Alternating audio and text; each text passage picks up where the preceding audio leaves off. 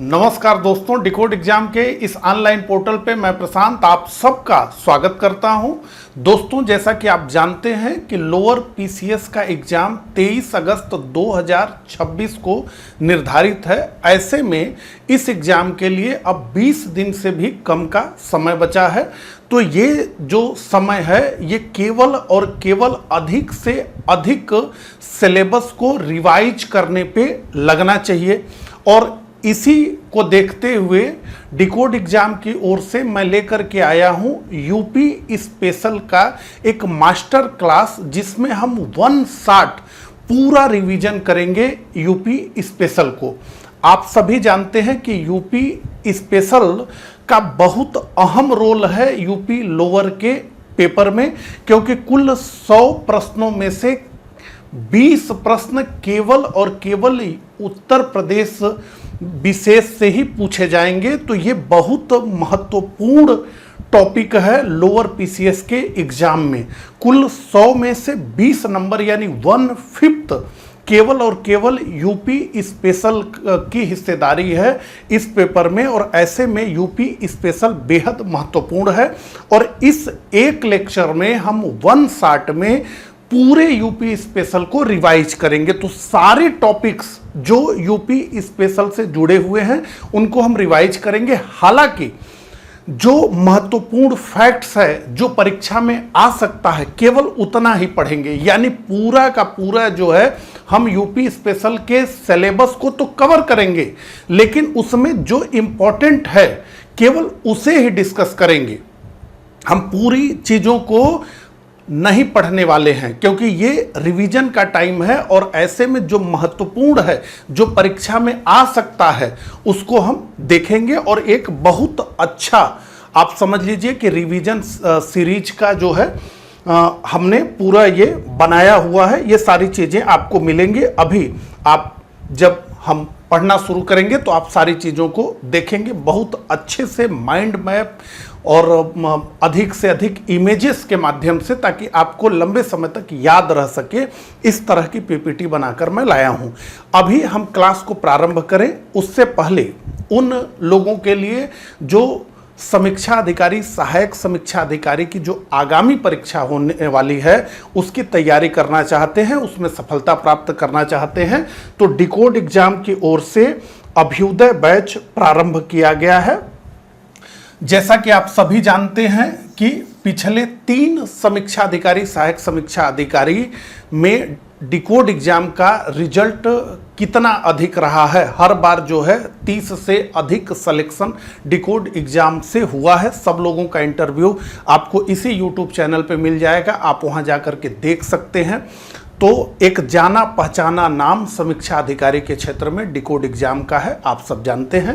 तो decode exam की ओर से ये अभ्युदय बैच लॉन्च किया गया है। अब इस अभ्युदय बैच में क्या है कि प्री और मेंस का जो पूरा सिलेबस है उस सिलेबस के सारे टॉपिक्स का को वीडियो लेक्चर्स के माध्यम से पढ़ाया जाता है। प्रत्येक वीडियो लेक्चर्स का यानी प्रत्येक टॉपिक का पीडीएफ नोट्स प्रोवाइड कराया जाता है। इसके अलावा अगर टीचर से कुछ पूछना है तो वो सपोर्ट उपलब्ध रहता है। साथ ही साथ टेलीग्राम पे निरंतर टेस्ट करवाए जाते हैं, जिससे पढ़ाई के साथ साथ अभ्यास भी बना रहता है। इसके अतिरिक्त परीक्षा से पहले, प्रीलिम्स के पहले प्रीलिम्स का टेस्ट, इसके अलावा जो है उत्तर लेखन साथ ही साथ चलता रहता है। तो कॉपी प्रश्न दिए जाते हैं, स्टूडेंट जो है उसका उत्तर लिखते हैं, फिर उसको चेक किया जाता है, जैसे निबंध लेखन, पत्र लेखन, इन सब की बात हो रही है। अभी तो बात हो रही है कि मेंस में जो है जो जीएस का पेपर है वो भी शायद जो है डिस्क्रिप्टिव हो जाए, तब तो और अधिक इसकी जरूरत पड़ेगी। तो अगर आप समीक्षा अधिकारी, सहायक समीक्षा अधिकारी आपका लक्ष्य है तो ये जो कोर्स है ये बेहद उपयोगी होने वाला है। यहाँ पे 3 नंबर दिए गए हैं, इनमें से किसी नंबर पे बात करके आप इस कोर्स के बारे में अधिक जानकारी ले सकते हैं और इस कोर्स से जुड़ सकते हैं। तो ये तो हो गई बात कोर्स की। अब हम सीधे आते हैं रिवीजन सीरीज पे, ठीक है। तो आगे बढ़ें उससे पहले हम समझ तो लें कि हम इस लेक्चर में क्या क्या पढ़ने वाले हैं। तो सबसे पहले तो हम उत्तर प्रदेश को एक नज़र में देखेंगे, यानी उत्तर प्रदेश का क्षेत्रफल कितना है, उसका विस्तार क्या है, उसकी चौहद्दी क्या है, उत्तर प्रदेश कितने राज्यों से अपनी सीमा साझा करता है, आदि आदि। उसके बाद हम डिस्कस करेंगे उत्तर प्रदेश के प्राचीन और मध्यकालीन इतिहास को बेहद शार्ट में। उसके बाद हम डिस्कस करेंगे 1857 की क्रांति, इसके अलावा जो उत्तर प्रदेश में महत्वपूर्ण घटनाक्रम रहा हो, इसके अलावा कांग्रेस के जो उत्तर प्रदेश में अधिवेशन हुए और जो महत्वपूर्ण उसमें से अधिवेशन रहे उसको डिस्कस करेंगे। उत्तर प्रदेश के जो मेले हैं, जो महोत्सव है, उत्तर प्रदेश की जो जनगणना है, उत्तर प्रदेश में एसटी, इससे रिलेटेड जो फैक्ट्स हैं, इसके अलावा जो है उत्तर प्रदेश के भूगोल को डिस्कस करेंगे। तो बहुत सारी चीज़ों को, प्रमुख संस्थान, शिक्षा, खेल, इन सबको जो है हम इस लेक्चर में डिस्कस करेंगे। बहुत विस्तार में नहीं घुसेंगे, हम केवल जो महत्वपूर्ण है उसे ही डिस्कस करेंगे। हालांकि हम टच करेंगे सभी टॉपिक्स को, किसी को छोड़ेंगे नहीं, ठीक है। तो चलिए, इतना आपने समझ लिया, तो अब सीधे आ जाते हैं हम जो है अपने लेक्चर को प्रारंभ करते हैं। अब देखिए, जो उत्तर प्रदेश का वर्तमान नाम है, ये नाम इससे पहले 4 बार बदला है। तो किस कालखंड में उत्तर प्रदेश का क्या नाम रहा, यह पूछा जाता है। तो सबसे पहले हम इसी को समझेंगे। तो देखिए, 1836 में जब ब्रिटिश शासन के दौरान इसका नाम रखा गया, तो इसका नाम था उत्तर पश्चिम प्रांत। क्या नाम था? उत्तर पश्चिम प्रांत, नॉर्थ वेस्ट प्रोविंस, इसका नाम था 1836 में। 1856 में हम जानते हैं कि अवध के शासक वाजिद अली शाह को हटा करके अवध का अधिग्रहण अंग्रेजों ने ब्रिटिश राज में कर लिया। उसके बाद जो है अवध भी ब्रिटिश प्रशासन के अधीन आ गया। तो 1877 में क्या हुआ कि नाम बदल गया उत्तर पश्चिम प्रांत का और हो गया उत्तर पश्चिम प्रांत एवं अवध। तो अवध इसमें ऐड हो गया।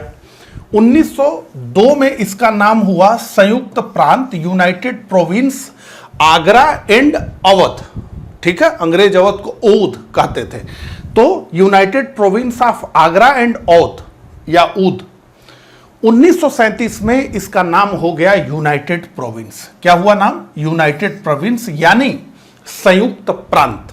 केवल संयुक्त प्रांत नहीं, वो समझाने के लिए लिखा गया है, संयुक्त प्रांत इसका नाम हो गया। फिर 24 जनवरी 1950 को यह बन गया उत्तर प्रदेश। तो यूनाइटेड प्रोविंस को अगर शार्ट में आप लिखेंगे तो आप लिखेंगे यूपी, और उत्तर प्रदेश को शार्ट में लिखेंगे तो यूपी, यानी शार्ट में तो यूपी ही बना रहा, लेकिन यूनाइटेड प्रोविंस से ये उत्तर प्रदेश हो गया।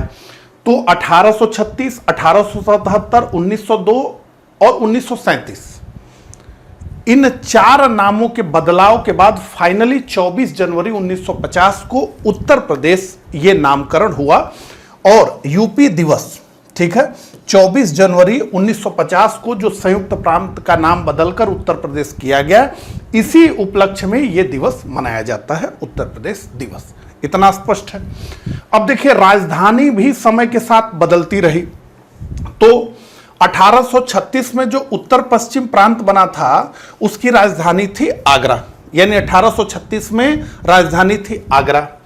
उसके बाद 1858 में राजधानी हो गई प्रयागराज, और उसके बाद फिर इसका नाम भी बदला उत्तर पश्चिम प्रांत एवं अवध।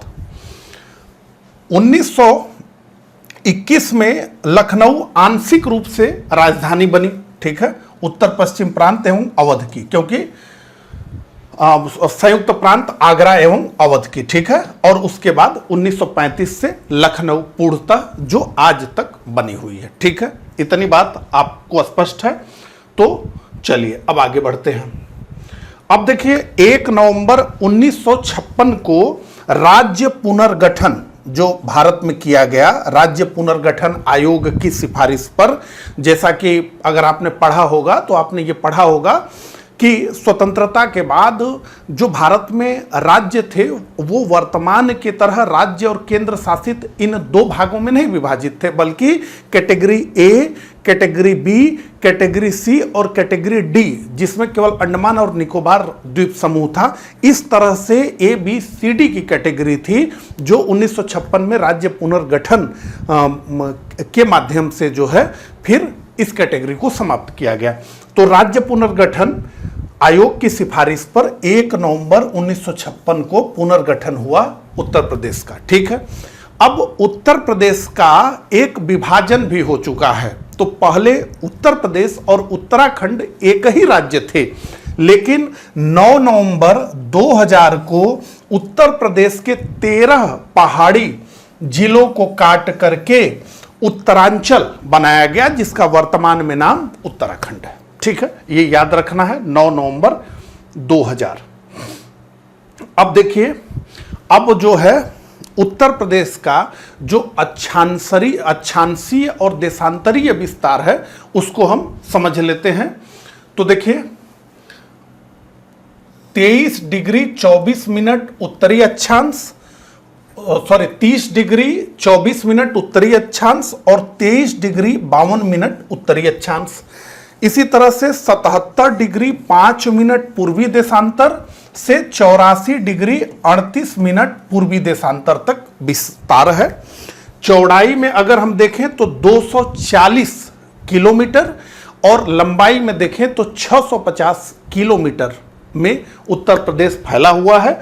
कुल क्षेत्रफल की अगर उत्तर प्रदेश की बात करें हम तो क्या है, 2,40,928 वर्ग किलोमीटर क्षेत्र में उत्तर प्रदेश फैला हुआ है। अगर यह पूछा जाए कि उत्तर प्रदेश का भारत में कौन सा स्थान है क्षेत्रफल में, तो आप कहेंगे कि उत्तर प्रदेश का भारत में चौथा स्थान है।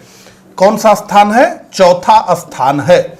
और अगर यह पूछा जाए कि प्रतिशत के दृष्टि से उत्तर प्रदेश में भारत का कितना क्षेत्रफल में विस्तृत है, तो भारत के कुल 7.33% क्षेत्र में फैला हुआ है, विस्तृत है उत्तर प्रदेश। और भारत में क्रम क्या है क्षेत्रफल के हिसाब से उत्तर प्रदेश का? तो चौथा है। सबसे नंबर 1 पे कौन है? तो राजस्थान है। दूसरे नंबर पे मध्य प्रदेश है, जबकि मध्य प्रदेश का आप जानते हैं बंटवारा भी हो चुका है। महाराष्ट्र है और चौथा उत्तर प्रदेश है। उत्तर प्रदेश का भी बंटवारा हो चुका है। ठीक है, अब इतना आपने देख लिया, तो अब आगे बढ़ते हैं। अब देखिए, अक्सर यह प्रश्न पूछा जाता है कि उत्तर प्रदेश का सबसे पूर्वी जिला कौन सा है, सबसे पश्चिमी जिला कौन सा है, सबसे उत्तरी जिला कौन सा है, सबसे दक्षिणी जिला कौन सा है, यानी उत्तर प्रदेश की चौहद्दी बराबर पूछी जाती है। तो आइए इसको देख लें और इसको हमेशा याद रखिए। तो देखिए, सबसे पश्चिमी जो जिला है उत्तर प्रदेश का वो शामली है। सबसे पश्चिमी जिला उत्तर प्रदेश का शामली है। सबसे पूर्वी जिला है बलिया, सबसे उत्तरी जिला है सहारनपुर और सबसे दक्षिणी जिला है सोनभद्र। तो आपको याद रखना है शामली, बलिया, सहारनपुर, सोनभद्र, सहारनपुर, सोनभद्र। तो सारे जो है 100 वाले ही जिले हैं, बलिया को अगर हम छोड़ दें तो सहारनपुर, शामली, सोनभद्र। ठीक है, अब देखिए, उत्तर प्रदेश का सबसे बड़ा जिला कौन सा है क्षेत्रफल के हिसाब से, और सबसे छोटा जिला कौन सा है क्षेत्रफल के हिसाब से, इस तरह के भी प्रश्न बनाए जाते हैं। तो सबसे बड़ा जिला उत्तर प्रदेश का है लखीमपुर खीरी जिला। कितने वर्ग किलोमीटर में फैला है? तो 7,680 वर्ग किलोमीटर में लखीमपुर जिला फैला हुआ है। इतना बड़ा जिला है। इसके मुकाबले में अगर सबसे छोटे जिले को हम देखें तो वो है हापुड़। कितने एरिया में फैला है? तो 660 वर्ग किलोमीटर एरिया में हापुड़ फैला है। तो आप देखिए कि सबसे बड़े और सबसे छोटे में कितना अंतर है? तो 10 गुना से भी अधिक का अंतर है। मतलब हापुड़ से 10 गुना से भी अधिक बड़ा है लखीमपुर खीरी। देखिए चित्र में कितने अच्छे ढंग से ये दिखाया गया है। लखीमपुर खीरी की तरफ कितनी बड़ी ब्रिक रखी गई है और इधर देखिए कितना छोटा सा रखा गया है। ठीक है, जैसे हम लोगों के तरफ हिस्सा है पसेरी यानी 5 किलो, और पसिंगा मतलब छोटा सा, ठीक है। तो पसेरी और पसिंगा का अंतर है इसमें, ठीक है। चलिए अब जो है उत्तर प्रदेश कुल कितने राज्यों से अपनी सीमा साझा करता है, ये एकदम फेवरेट प्रश्न है।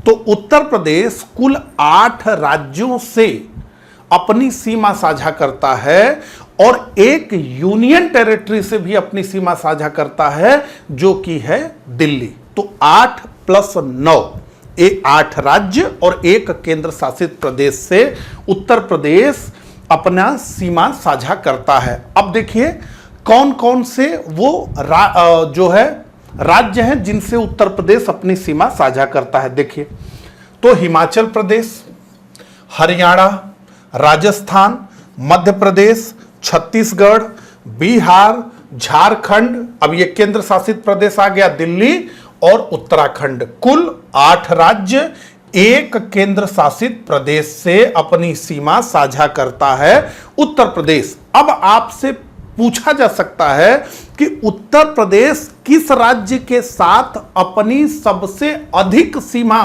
साझा करता है, यानी सबसे अधिक सीमा उत्तर प्रदेश राज्य की किस राज्य से लगी हुई है। तो उसका उत्तर है मध्य प्रदेश। क्या उत्तर है? मध्य प्रदेश। तो सबसे लंबी सीमा साझा करता है उत्तर प्रदेश मध्य प्रदेश के साथ। यूपी के कुल 11 जिले, यूपी के कुल 11 जिले अपनी सीमा साझा करते हैं मध्य प्रदेश के साथ। अब यह भी पूछा जा सकता है कि जब सबसे लंबा पूछा गया तो सबसे छोटा भी पूछा जा सकता है कि सबसे छोटी सीमा उत्तर प्रदेश किस राज्य के साथ साझा करता है। तो उसका उत्तर है हिमाचल प्रदेश केवल सहारनपुर जिला के साथ अपनी सीमा साझा करता है। तो सबसे बड़ा मध्य प्रदेश, सबसे छोटा हिमाचल प्रदेश। अब इतना आपको याद रखना है, कुल राज्य 8, एक केंद्र शासित प्रदेश दिल्ली, ठीक है। अब देखिए हो सकता है ये सारे फैक्ट्स आपने पहले से पढ़े हों, लेकिन रिवीजन करने का मतलब है कि अब ये भी हो सकता है कि आप इस वीडियो को देखिए, या ये भी हो सकता है कि आप जो है ईयरफोन लगा करके केवल सुनते रहिए, क्योंकि सारी चीज़ों को मैं बता रहा हूं तो ये दिमाग में धीरे धीरे आपके बैठेगा, ठीक है। देखेंगे तो ये सबसे अच्छा है, क्योंकि उस तरह से पीपीटी हमने बनाई हुई है कि आप एक बार देखेंगे तो ये सारी चीज़ें आपको याद हो जाएंगी, ठीक है। अब देखिए हमने क्या डिस्कस किया, अभी हमने डिस्कस किया कि उत्तर प्रदेश किन किन राज्यों के साथ अपनी सीमा साझा करता है। तो हमने डिस्कस कर लिया कि 8 राज्य हैं, एक केंद्र शासित प्रदेश है। अब उत्तर प्रदेश किस देश के साथ अपनी सीमा साझा करता है, यह भी प्रश्न है। तो उत्तर प्रदेश नेपाल देश के साथ अपनी सीमा साझा करता है। अब यह भी प्रश्न है कि कितनी लंबी सीमा रेखा है उत्तर प्रदेश और नेपाल के बीच।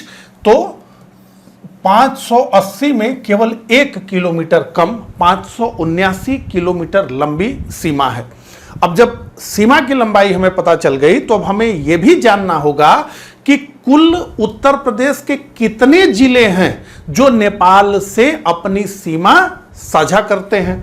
तो यहां पर आप देख रहे हैं पीलीभीत है, लखीमपुर खीरी है, बहराइच है, श्रावस्ती है, बलरामपुर है, सिद्धार्थनगर है और महाराजगंज है।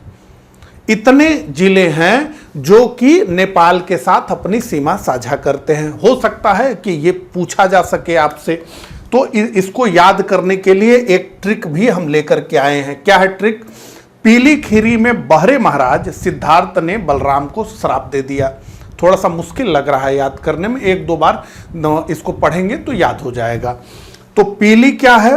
तो पीली है भैया पीलीभीत, खीरी क्या है? लखीमपुर खीरी, बहरे क्या है? बहराइच, महाराज महाराजगंज, सिद्धार्थ सिद्धार्थनगर, बलराम बलरामपुर, को श्राप यानी श्रावस्ती, ठीक है। इस तरह से आप याद कर सकते हैं। देखिए ट्रिक क्या है कि अगर ट्रिक अच्छी हो तो ठीक है, लेकिन हर बात की ट्रिक नहीं होती है। मैंने देखा है कि बहुत लोग हर बात की ट्रिक बताते हैं, तो हर बात की ट्रिक अगर आप बनाना सोचेंगे तो ट्रिक को याद करने के लिए फिर अलग से आपको ट्रिक पता करनी पड़ेगी, ठीक है। अब आइए जो है सोनभद्र पर, सोनभद्र उत्तर प्रदेश का इकलौता ऐसा जिला है जो 4 राज्यों से अपनी सीमा साझा करता है। तो उत्तर प्रदेश का सोनभद्र जिला एक ऐसा अनोखा जिला है जो 4 राज्यों से अपनी सीमा साझा करता है, मध्य प्रदेश के साथ, छत्तीसगढ़ के साथ, झारखंड के साथ और बिहार के साथ। इसके लिए देखिए, ये जो सोनभद्र है, यानी सोन यानी गोल्ड यानी सोना, बहुत भारी होता है और इसको उठाने के लिए 4 राज्यों की आवश्यकता पड़ती है। ठीक है, अब देखिए एक विशेषता आपने सोनभद्र की देखी, अब आइए एक ललितपुर की विशेषता देखें। तो ललितपुर मध्य प्रदेश से 3 तरफ से घिरा हुआ है। आप देखिए, इधर से भी, इधर से भी, इधर से भी। ये एकमात्र जिला है जो मध्य प्रदेश से 3 तरफ से घिरा हुआ है और केवल एक जिले को स्पर्श करता है, उत्तर प्रदेश के झांसी। यहां पे आप देख सकते हैं। तो लिटरली अगर हम कहें तो ये पूरा तीनों तरफ इसके मध्य प्रदेश है, एक छोटा पॉइंट है जिससे ये उत्तर प्रदेश से जुड़ा हुआ है, झांसी के माध्यम से। ये आपको ध्यान रखना है। ठीक है, ये एकमात्र जिला है जो मध्य प्रदेश से 3 तरफ से घिरा हुआ है। ठीक है, ये गलती से यूपी में आ गया। अब देखिए, राजकीय पशु उत्तर प्रदेश का बारहसिंगा है, राजकीय पक्षी सारस या क्रोंच है, राजकीय पुष्प पलाश या टेसू है और राजकीय वृक्ष है अशोक। ठीक है, अब जो है राजकीय चिन्ह जो उत्तर प्रदेश का है उसको हम डिस्कस करते हैं। अब ये अनऑफिशियल बात मैं बता रहा हूं, ये ऑफिशियल नहीं है, लेकिन ये जो आप देख रहे हैं 2 मछलियां, इन्हें कहते हैं कि ये अवध के मुस्लिम शासन का प्रतीक है। तो अवध में नवाबों का शासन था, नवाबी ठाट हैं अवध के, आपने सुना होगा, सामे अवध आपने सुना होगा। तो ये अवध के मुस्लिम शासन का प्रतीक है और जो ये तीर धनुष है ये भगवान राम का प्रतीक है। ठीक है, और कहते हैं कि इसमें जो है गंगा और यमुना 2 नदियां हैं, तो जो गंगा जमुनी तहजीब है उसकी परिचारक है। ठीक है, तो ये आपको ध्यान देना है। अब देखिए, जो है राजकीय भाषा की बात करें तो राजकीय भाषा 1947 से उत्तर प्रदेश की राजकीय भाषा क्या है? हिंदी है। लेकिन एक दूसरी भी राजकीय भाषा है जो बहुत बाद में अपनाई गई, वो है उर्दू। और उसे कब अपनाया गया? तो 1989 में। तो उत्तर प्रदेश की 2 राजकीय भाषाएं हैं, कौन कौन सी? हिंदी और उर्दू। ठीक है, इतनी बात आपने ठीक प्रकार से समझ ली। तो अब जो है अगला, अब देखिए प्रशासनिक ढांचे की हम बात करें तो उत्तर प्रदेश में कुल कितने जिले हैं? तो कुल जिले हैं 75। अब उत्तर प्रदेश में कुल मंडल कितने हैं? तो उत्तर प्रदेश में कुल मंडल हैं 18। लेकिन आपसे प्रश्न पूछा जा सकता है कि उत्तर प्रदेश का सबसे नवीनतम मंडल कौन सा है, यानी सबसे नया बना हुआ मंडल कौन सा है? तो आप उत्तर देंगे अलीगढ़। अलीगढ़ उत्तर प्रदेश का सबसे नवीनतम यानी 18वां मंडल है। अब कई बार पूछा गया है कि उत्तर प्रदेश में नगर निगम कितने हैं? तो उत्तर प्रदेश में नगर निगम है 17। यह पूछा जा सकता है कि 17वां नगर निगम या सबसे नवीन नगर निगम कौन सा है?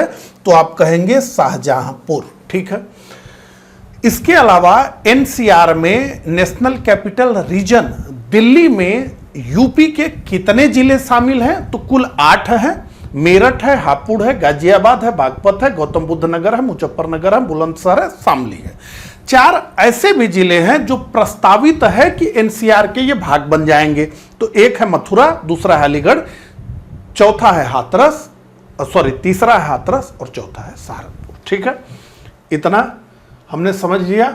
तो अब जो है उत्तर प्रदेश के राजनीतिक प्रभुत्व की बात करें। देखिए, चाहे लोकसभा की बात हो 80 सीट, चाहे राज्यसभा की बात हो 31 सीट, चाहे विधानसभा की बात हो 403 सीट, चाहे विधान परिषद की बात हो 100 सीट, ये सब देश में सर्वाधिक है।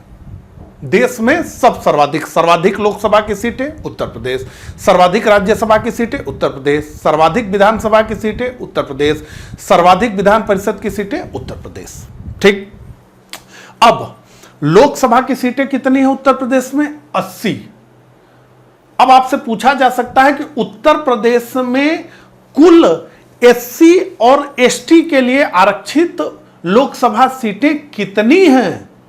तो आपका उत्तर होगा कि एससी के लिए तो 17 सीटें आरक्षित है। कितना? 17। अब देखिए, आप लोगों को ये जो पीपीटी चाहिए वो हमारे टेलीग्राम चैनल पे पूरा मिल जाएगा, पूरा पीपीटी जो भी हम डिस्कस कर रहे हैं, ठीक है। तो उसके लिए आपको क्या करना है कि इसी वीडियो के डिस्क्रिप्शन में हमारे जो है टेलीग्राम चैनल का लिंक मिल जाएगा। उस लिंक पर जाकर के ये पीपीटी आप पूरा डाउनलोड कर सकते हैं और आराम से पढ़ सकते हैं। फिर हम आए मुद्दे पे। तो उत्तर प्रदेश में कुल 80 सीटें हैं। कितनी एससी के लिए रिजर्व हैं? तो 17। एसटी के लिए कितनी सीटें रिजर्व हैं? तो 0, एक भी नहीं, ठीक। उसी तरह से विधानसभा की कितनी सीटें हैं उत्तर प्रदेश में? तो 403। एससी के लिए कितनी रिजर्व हैं? तो 84। कितनी? 84। और एसटी के लिए 2 सीटें, एसटी के लिए 2 सीटें रिजर्व हैं, यानी कुल 86 सीटें रिजर्व हैं। राज्यसभा में कुल कितनी सीटें हैं? तो 31। और विधान परिषद में कुल कितनी सीटें हैं उत्तर प्रदेश में? तो 100 सीटें हैं। और ये चारों में उत्तर प्रदेश क्या है? देश में प्रथम स्थान पे है।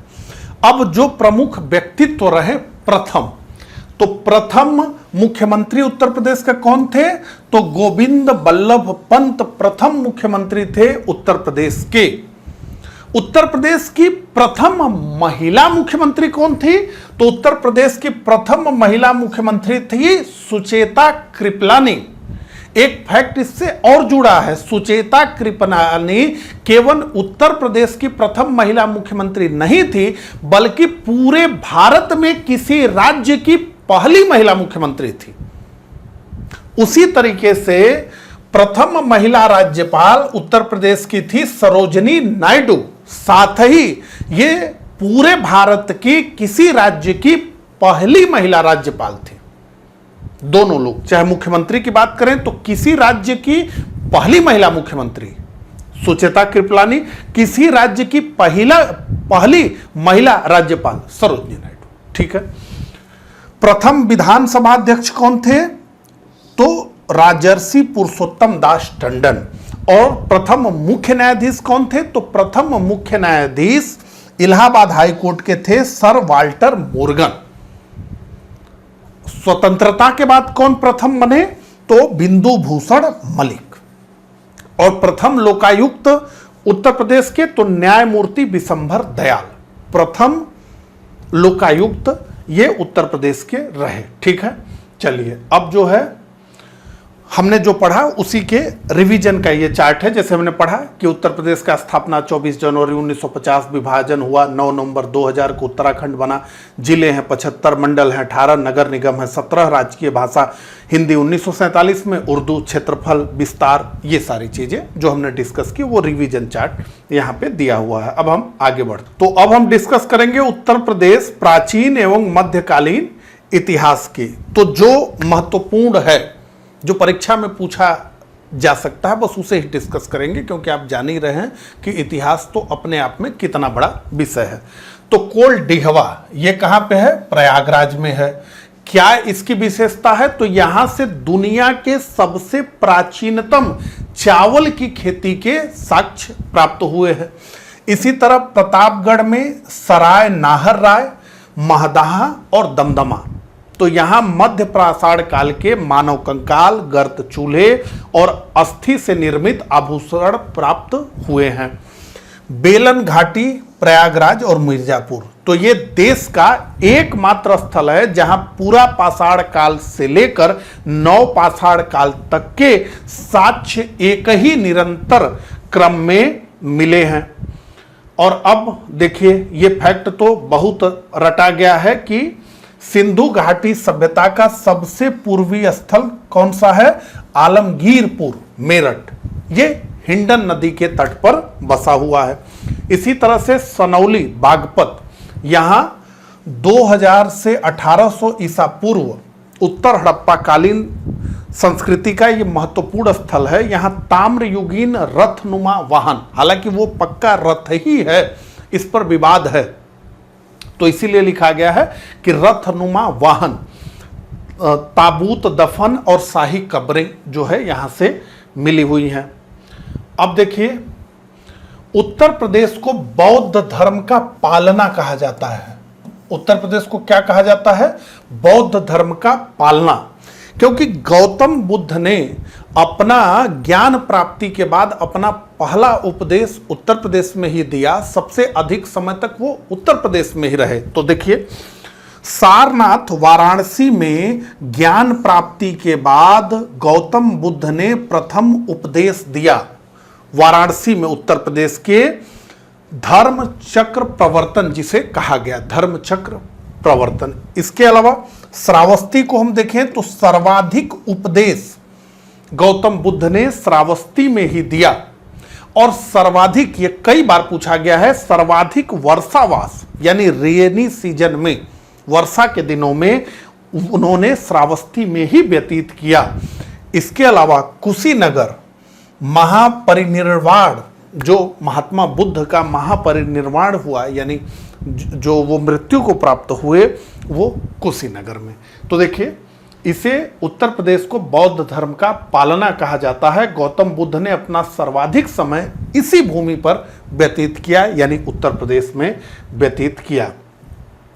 अब देखिए, अयोध्या से जुड़ा एक विशिष्ट तथ्य जान लीजिए। भगवान श्री राम का तो वहां जन्म हुआ है और उनका भव्य मंदिर अयोध्या में विराजमान है। इसके साथ ही साथ ये तीर्थंकरों की जन्मभूमि भी रही है अयोध्या। यहाँ 5 जैन तीर्थंकरों का जन्म हुआ है। 5 जैन तीर्थंकरों का जन्म अयोध्या में हुआ है। इसके अलावा जो कौशाम्बी है, ये प्राचीन भारत का एक अद्वितीय नगर है जो बौद्ध और जैन दोनों धर्मों की आस्था का एक प्रसिद्ध संयुक्त तीर्थस्थल है। तो संयुक्त तीर्थस्थल जैन और बौद्ध का जो है कौशाम्बी है। ठीक है। अब जो है महाजनपदों से बहुत प्रश्न पूछे जाते हैं। अंकुतर निकाय के अनुसार जो है कुल 16 महाजनपदों की बात हुई है, जिसमें से 8 महाजनपद इसी उत्तर प्रदेश में रहे हैं। तो कौन कौन से महाजनपद थे? तो काशी महाजनपद, जिसकी राजधानी थी वाराणसी। तो ऐसे मिलान वाले प्रश्न आपको महाजनपदों से देखने को मिल जाएगा। एक तरफ महाजनपद, दूसरी तरफ वो महाजनपद की कौन सी राजधानी थी या वो महाजनपद वर्तमान में किस जगह पर स्थित था, इस तरह का मिलान का प्रश्न आ सकता है। ठीक है। तो काशी की राजधानी थी वाराणसी। वत्स, इसकी राजधानी थी कौशाम्बी, ये प्रयागराज के पास है। इसी तरह से चेती, इसकी राजधानी थी सुक्तिमती, ये बुंदेलखंड क्षेत्र में था चेती। उसी तरह से पांचाल, इसकी राजधानी थी अहिछत्र या काम्पिल्य, ये बरेली बदायूं क्षेत्र में। इसी तरह से कौशल, इसकी राजधानी थी श्रावस्ती साकेत, अयोध्या क्षेत्र। सूरसेन, इसकी राजधानी थी मथुरा। कुरु, इसकी राजधानी थी इंद्रप्रस्थ, मेरठ दिल्ली क्षेत्र। और मल्ल, इसकी राजधानी थी कुशीनगर पावा। ये 8 जो है महाजनपद। ठीक है। अब चलिए, अब जो है हम आगे बढ़ते हैं, लेकिन उससे पहले 2-3 फैक्ट्स को हम और समझना चाहेंगे।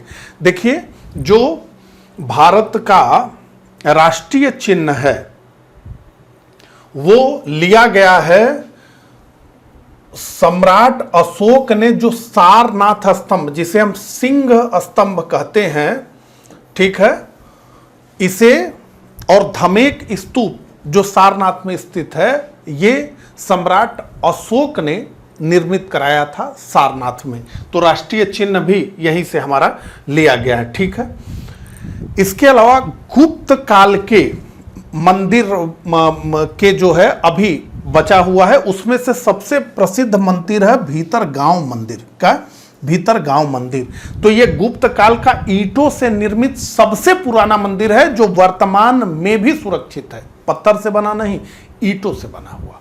इसके अलावा दशावतार मंदिर देवगढ़ ललितपुर में है। ये गुप्तकालीन उत्कृष्ट और प्रसिद्ध विष्णु मंदिर है। ठीक है। चलिए अब सीधे आते हैं मध्यकालीन इतिहास पे।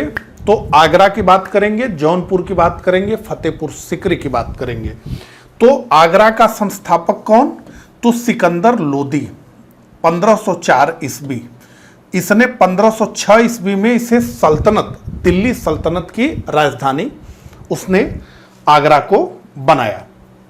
जौनपुर, इसकी स्थापना किया फिरोज शाह तुगलक ने अपने भाई जौना खा यानी मोहम्मद बिन तुगलक की याद में। और इसका महत्व क्या है? तो सरकी राजवंश का शासन, शिक्षा और कला के असाधारण विकास के कारण इसे कहा गया पूरब का सिराज यानी सिराजे हिंद। इसके बाद फतेहपुर सीकरी, सम्राट अकबर ने इसको जो है अपनी राजधानी बनाया। मुगलों की नई राजधानी गुजरात विजय के ऐतिहासिक उपलक्ष्य में यहां विशाल बुलंद दरवाजा का निर्माण करवाया गया। ठीक है, अब देखिए, अब सीधे हम 1857 की क्रांति, जो महत्वपूर्ण घटनाक्रम रहा उत्तर प्रदेश में स्वतंत्रता आंदोलन के दौरान, वो और भारतीय राष्ट्रीय कांग्रेस के अधिवेशन की तरफ बढ़ेंगे। आइए, तो देखिए, क्रांति की शुरुआत 10 मई 1857 को हुई इसी उत्तर प्रदेश के मेरठ से, जब 20वीं नेटिव इन्फेंट्री के सैनिकों ने बगावत कर दिया। हम सब इस बात को जानते हैं। तो 1857 की क्रांति मेरठ की छावनी से प्रारंभ हुई ऑफिशियल। हालांकि इससे पहले ही बैरकपुर में उत्तर प्रदेश के ही बलिया के मंगल पांडे ने विद्रोह कर दिया था। बैरकपुर बंगाल, देखिए, तो विद्रोह की चिंगारी जलाने वाले मंगल पांडे 34वीं नेटिव इन्फेंट्री बैरकपुर बंगाल के सिपाही थे। मूल रूप से उनका संबंध यूपी के बलिया जिले से था। तो मंगल पांडे ने जो है विद्रोह किया बैरकपुर से, बंगाल से। ठीक है, और फाइनली 10 मई 1857 को मेरठ की छावनी से यह विद्रोह प्रारंभ हुआ। अब इसका विद्रोह का केंद्र कौन उसको लीड कर रहा था और किस अंग्रेज अधिकारी ने उस विद्रोह को दबाया, इसको हम डिस्कस करते हैं। तो देखिए, लखनऊ यानी अवध, अवध में नवाब थे नवाब वाजिद अली शाह। तो नवाब वाजिद अली शाह पर यह आरोप लगाया गया कि उनके राज्य में कुप्रशासन, मतलब कुशासन है, प्रशासन ठीक प्रकार से नहीं चल रहा है।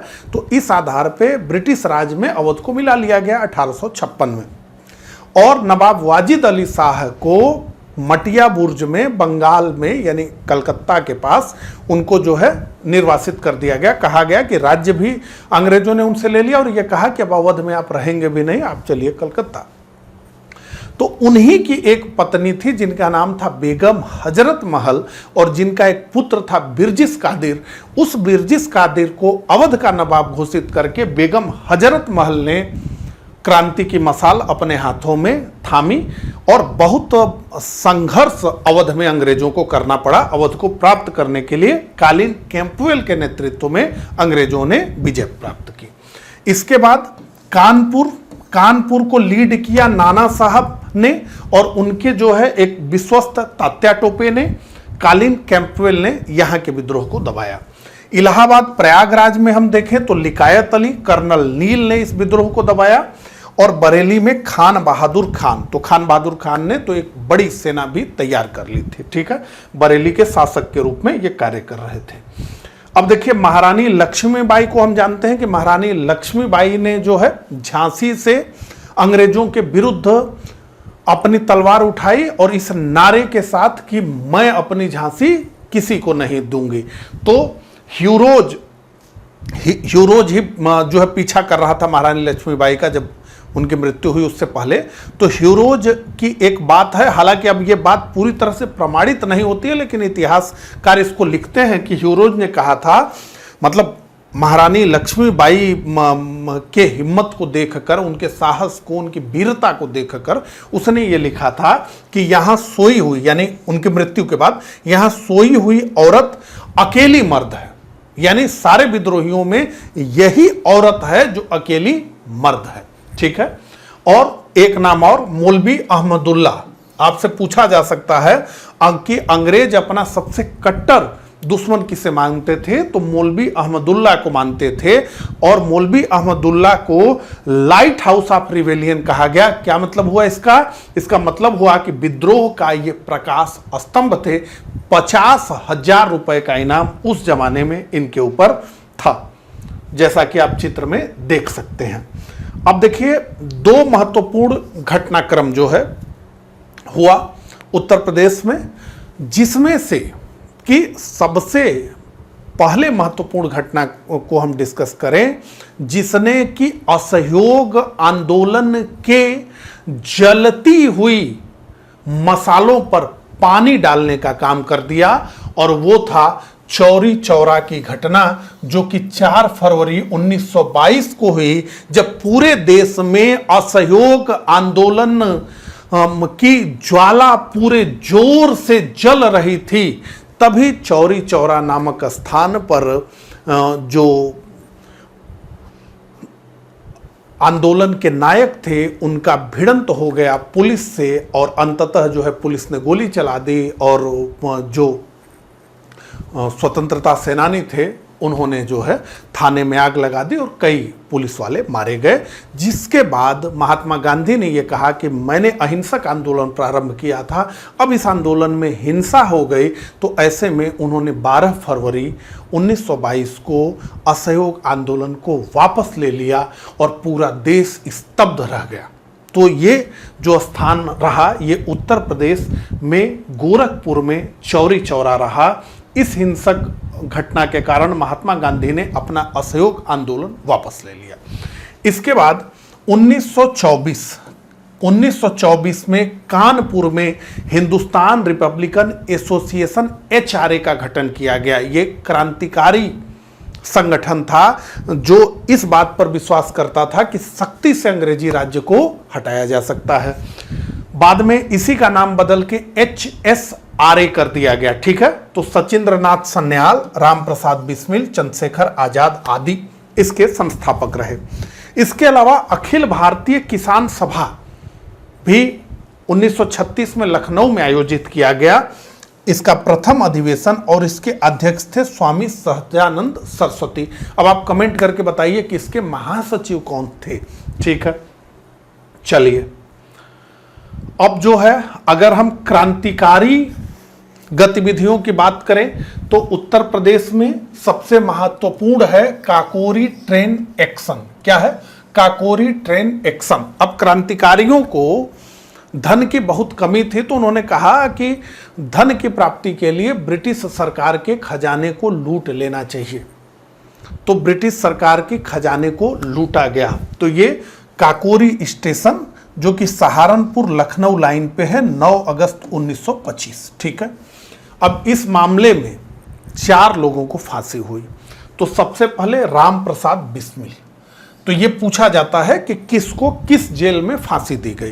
तो राम प्रसाद बिस्मिल को गोरखपुर जेल में फांसी दी गई। ट्रिक क्या हो सकता है? तो राम जी के भक्त गोरखनाथ, राम जी के भक्त गोरखनाथ, राम जी यानी राम प्रसाद और गोरखनाथ यानी गोरखपुर। अशफाक उल्लाह खान को फैजाबाद जेल में, राजेंद्र लाहिड़ी को गोंडा जेल में फांसी दी गई। ट्रिक क्या है? राजेंद्र गोंडा गए। और रोशन सिंह को नैनी जेल इलाहाबाद में। ट्रिक क्या है? संगम में रोशनी या उजाला, नैनी। ठीक है, चलिए अब जो है, भारत छोड़ो आंदोलन के दौरान कुल 3 जगह समानांतर सरकारें भारत में बनी। एक महाराष्ट्र में, एक बंगाल में, और एक उत्तर प्रदेश के बलिया में चित्तू पांडे के नेतृत्व में। समानांतर सरकार का मतलब कि वहां से ब्रिटिश शासन को समाप्त कर दिया गया था, और चित्तू पांडे के नेतृत्व में वहां पर बलिया में शासन हो रहा था।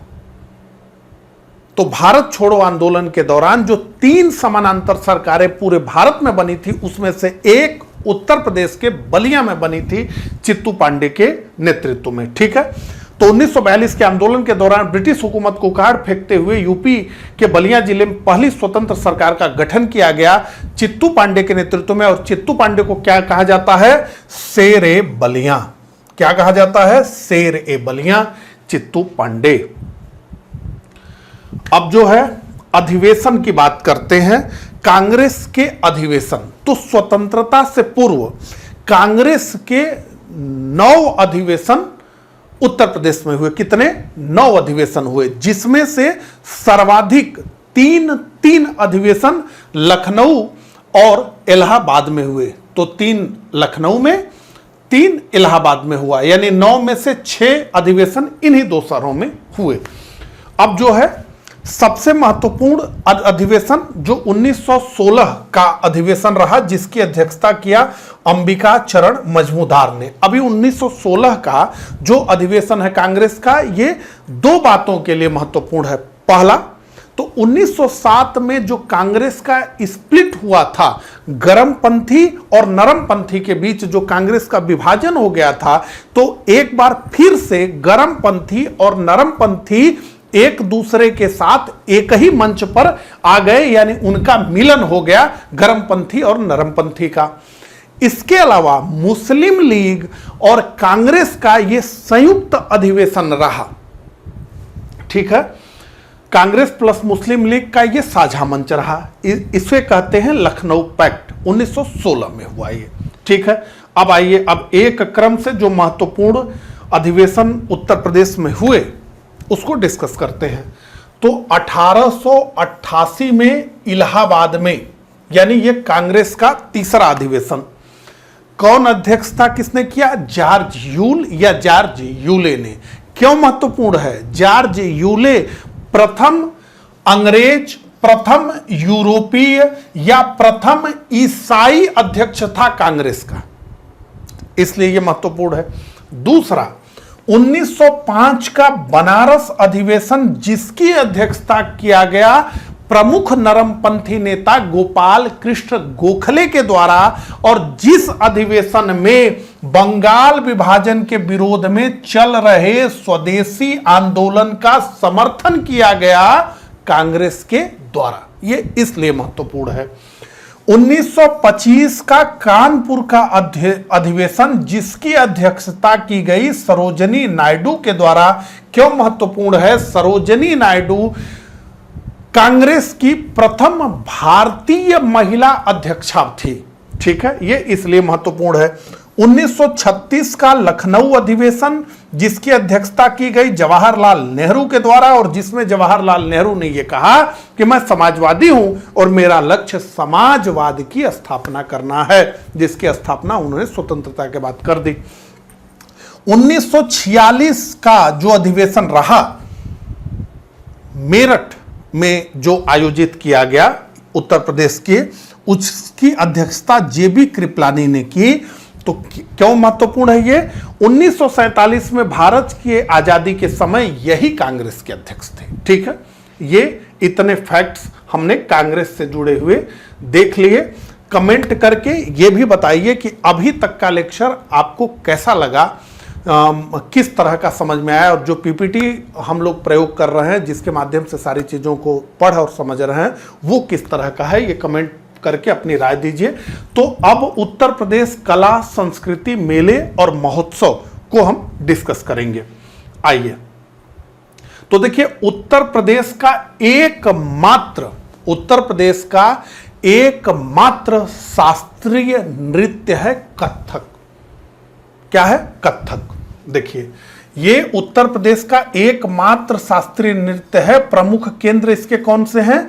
तो लखनऊ है और वाराणसी घराना, बनारस घराना। ठीक है, घरानों पे आएंगे तो और डिस्कस करेंगे। इसके अलावा देखिए, चरकुला नृत्य ये ब्रज क्षेत्र में होता है, मथुरा में। महिलाएं सिर पे रथ का पहिया और कहीं घड़े रखकर नृत्य करती हैं। अब आजकल तो उसमें लाइट भी लगी रहती है, ऐसे आप देखेंगे सर पे। तो ठीक है, कर्मा नृत्य ये सोनभद्र और मिर्जापुर में विशेषकर खरवार जनजाति द्वारा किया जाता है। कर्मा नृत्य से बहुत प्रश्न पूछे जाते रहे हैं। तो क्षेत्रीय लोक नृत्य को हम डिस्कस करते हैं। ठीक है, तो राई नृत्य ये एक मयूर नृत्य है जो महिलाओं के द्वारा किया जाता है। तो राई नृत्य ये क्या है? एक मयूर नृत्य है। ये किसके द्वारा किया जाता है? महिलाओं के द्वारा किया जाता है। पाई डंडा नृत्य, पाई डंडा नृत्य किस प्रकार का नृत्य है? तो गुजरात में जो डांडिया आपने देखा होगा कि डांडिया खेला जाता है, उसी तरह का पाई डंडा नृत्य है। और ये अहिर समाज के द्वारा किया जाता है। इसके बाद ख्याल नृत्य है। यह पुत्र जन्मोत्सव के अवसर पर ख्याल नृत्य होता है। तो आपसे पूछा जा सकता है पुत्र जन्मोत्सव पर बुंदेलखंड क्षेत्र में कौन सा नृत्य होता है। अब पूर्वांचल क्षेत्र की बात करें तो धोबिया नृत्य, यह धोबी समुदाय के द्वारा मांगलिक अवसरों पर किया जाता है। और नटवरी नृत्य ये यादव समुदाय द्वारा किया जाता है। ठीक है, चलिए उत्तर प्रदेश के प्रमुख लोक गीत, तो कजरी ये बहुत प्रमुख लोक गीत है। मिर्जापुर वाराणसी क्षेत्र। कब कजरी गाया जाता है तो यहां देखिए पीपीटी में दिखा रहा है ना, बारिश, तो ये वर्षा ऋतु में गाया जाता है कजरी। ठीक है, उसके बाद आल्हा, जिन लोगों ने सुना होगा आल्हा वो ठीक है, नहीं तो यूट्यूब पर इस लेक्चर के बाद जो है आल्हा सुनिए, एकदम वीर रस से परिपूर्ण है, एकदम रिचार्ज हो जाएंगे आप। ठीक है, तो ये महोबा और बुंदेलखंड क्षेत्र है, ये वीर रस का लोकगीत है। इसके बाद रसिया, तो ये ब्रज क्षेत्र का है, ये होली के समय किया जाता है, मतलब गाया जाता है। सोहर, सोहर से सब लोग परिचित होंगे, ये अवध और पूर्वांचल क्षेत्र में कब गाया जाता है तो जब बच्चे का जन्म होता है तो सोहर गाया जाता है। ठीक है, इसके बाद बिरहा, ये पूर्वांचल क्षेत्र में, इसमें अब स्थानीय लोक कथाएं, बिरह ये सब होता है, किसी घटना को गा करके बताया जाता है, बीच बीच में डायलॉग भी होते हैं, बड़ा अच्छा पैटर्न है बिरहा का। ठीक है, थोड़ा सा इसमें यह है कि बहुत ऊंची आवाज में चिल्ला करके अपनी बात कही जाती है। ठीक है, अब प्रमुख मेले, तो नौचंदी मेला ये मेरठ में, इसको हिंदू मुस्लिम एकता का प्रतीक माना जाता है नौचंदी मेले को। इसके बाद देवा शरीफ मेला, ये बाराबंकी में, ये बहुत प्रसिद्ध है, बहुत बार इससे प्रश्न पूछा गया है। देवा शरीफ मेला बाराबंकी, प्रसिद्ध सूफी संत हाजी वारिस अली शाह की मजार पर। और सैयद सलार मेला, ये बहराइच में गाजी मियां की मजार पर लगता है। प्रमुख पशु और विशिष्ट मेले, तो बटेश्वर मेला आगरा, ये यमुना तट पर लगने वाला प्रसिद्ध पशु मुख्य रूप से ये ऊंट मेला है। और दादरी मेला, ये बलिया, ये बहुत फेमस है, ये बहुत बड़ा पशु मेला है। और काम्पिल मेला फर्रुखाबाद, ये जैन धर्म से संबंधित है। ठीक है, जैसा कि मैंने आपको बताया जो महत्वपूर्ण है केवल वैसे ही फैक्ट्स को हम देख रहे हैं। अब ये नहीं है कि सारे चीजों को हमें देखना है, हमें टच सारे टॉपिक्स करने हैं, लेकिन जो महत्वपूर्ण है बस उसे ही डिस्कस करना है। ठीक है, अंतिम समय में ऐसा नहीं हो सकता कि हम सारी चीजें पढ़ लें और सारी चीजें याद कर लें। ठीक है, तो शाकंभरी देवी मेला, यह सहारनपुर में लगता है। अंबेडकर नगर में गोविंद साहब मेला लगता है। गोरखपुर में खिचड़ी मेला लगता है, ये मकर संक्रांति के अवसर पर गोरखनाथ मंदिर में। वृंदावन में हरिदास जयंती मेला लगता है, संगीत सम्राट स्वामी हरिदास की याद में। प्रयागराज में महाकुंभ का चक्र हम जानते हैं कि प्रति 6 वर्ष के बाद प्रयागराज में लगता है अर्ध कुंभ, और प्रत्येक 12 वर्ष पर लगता है कुंभ। और ऐसे 12 कुंभ जब पूरे होते हैं तो एक लगता है महाकुंभ।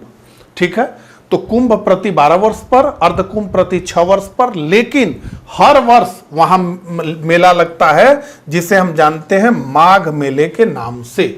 तो हर वर्ष माघ मेला, हर 6 वर्ष पे अर्ध कुंभ, हर 12 वर्ष पे कुंभ, और 12 कुंभ मिलाकर के फिर महाकुंभ आता है। ठीक है, उत्तर प्रदेश के प्रमुख महोत्सव की बात करें तो ताज महोत्सव आगरा फरवरी महीने में आयोजित किया जाता है। सुलह कुल महोत्सव आगरा, यहां हिंदू मुस्लिम एकता का यह प्रतीक माना जाता है। आयुर्वेद महोत्सव ये झांसी में होता है। और कबीर उत्सव महगर महोत्सव संत कबीर नगर महगर। ठीक है, सांस्कृतिक संस्थान की बात करें तो राज्य ललित कला अकादमी, राज्य ललित कला अकादमी, उत्तर प्रदेश संगीत नाटक अकादमी और भारतेंदु नाट्य अकादमी। ध्यान रखिए ये तीनों के तीनों लखनऊ में स्थित हैं। कहाँ स्थित हैं? तीनों के तीनों लखनऊ में स्थित हैं। राज्य ललित कला अकादमी 1962, 1963 उत्तर प्रदेश संगीत नाटक अकादमी और भारतेंदु नाट्य अकादमी। ठीक है। और सबसे महत्वपूर्ण, जिससे बहुत बार प्रश्न पूछा जाता है, आप लोग इससे परिचित होंगे, भातखंडे संगीत संस्थान लखनऊ। ठीक है। इसकी स्थापना 1926 में हुई। ठीक है। 1926 में भातखंडे संगीत संस्थान की स्थापना हुई और यूपी का ये सबसे पुराना संगीत संस्थान है। तो उत्तर प्रदेश का सबसे पुराना संगीत संस्थान है भातखंडे संगीत संस्थान। 1926 में इसकी स्थापना हुई। फिर 2002 में ये डीम्ड यूनिवर्सिटी बना। अभी ये विश्वविद्यालय है 2022 में। इसका नाम बदलकर कर दिया गया है भातखंडे राज्य संस्कृति विश्वविद्यालय।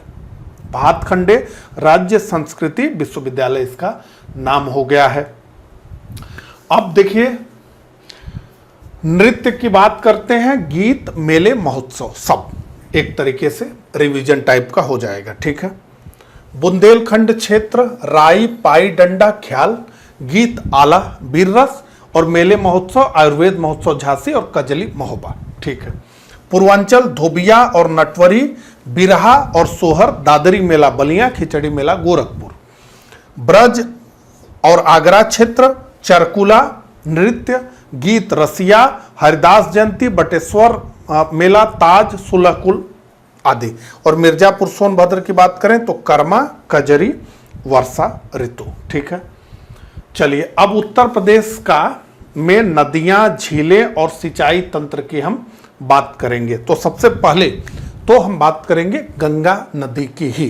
तो उत्तर प्रदेश में गंगा नदी प्रवेश करती हैं बिजनौर जिले से। तो बिजनौर जिले से उत्तर प्रदेश में गंगा नदी प्रवेश करती हैं और ये यूपी की सबसे लंबी नदी है। गंगा नदी उत्तर प्रदेश की सबसे लंबी नदी है। ये 28 जिलों से होकर के उत्तर प्रदेश के बहती हैं। किसी किसी किताब में 27 भी है, लेकिन मैंने जितना वो किया उसमें 28 ही है। ठीक है। बाकी आप लोग देखिएगा इसको। तो यूपी की ये सबसे लंबी नदी है, 28 जिलों से होकर बहती है। बिजनौर से ये प्रवेश करती है उत्तर प्रदेश में और बलिया जिले से ये बिहार में चली जाती है। ठीक है। तो प्रवेश है बिजनौर और निकास है बलिया उत्तर प्रदेश में। ठीक है। इसके बाद अब डिस्कस करें जो है यमुना नदी की। तो ये सहारनपुर जिले से उत्तर प्रदेश में प्रवेश करती है और 19 जिलों से बहती हुई प्रयागराज में गंगा से इसका मिलन हो जाता है।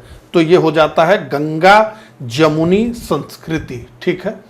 तो अब बात करेंगे गोमती और रामगंगा नदी की। देखिए, गोमती नदी की विशेषता ये है कि ये प्रमुख नदियों में एकमात्र नदी है जिसका उद्गम मैदानों से होता है। तो इसका उद्गम होता है फुलहर झील जो पीलीभीत में स्थित है, वहां से इसका उद्गम होता है। ठीक है। और रामगंगा नदी आप देख रहे हैं। अब आगे बढ़ेंगे और नदियों के किनारे बसे मुख्य व्यापारिक और सांस्कृतिक शहरों को डिस्कस करेंगे। ये अक्सर पूछा जाता है कि कौन सा शहर किस नदी के किनारे पर स्थित है। तो सबसे पहले डिस्कस करेंगे गंगा नदी पे। तो कानपुर, वाराणसी, प्रयागराज, गाजीपुर, इसमें कानपुर गंगा के किनारे बसा सबसे बड़ा शहर है। ठीक है।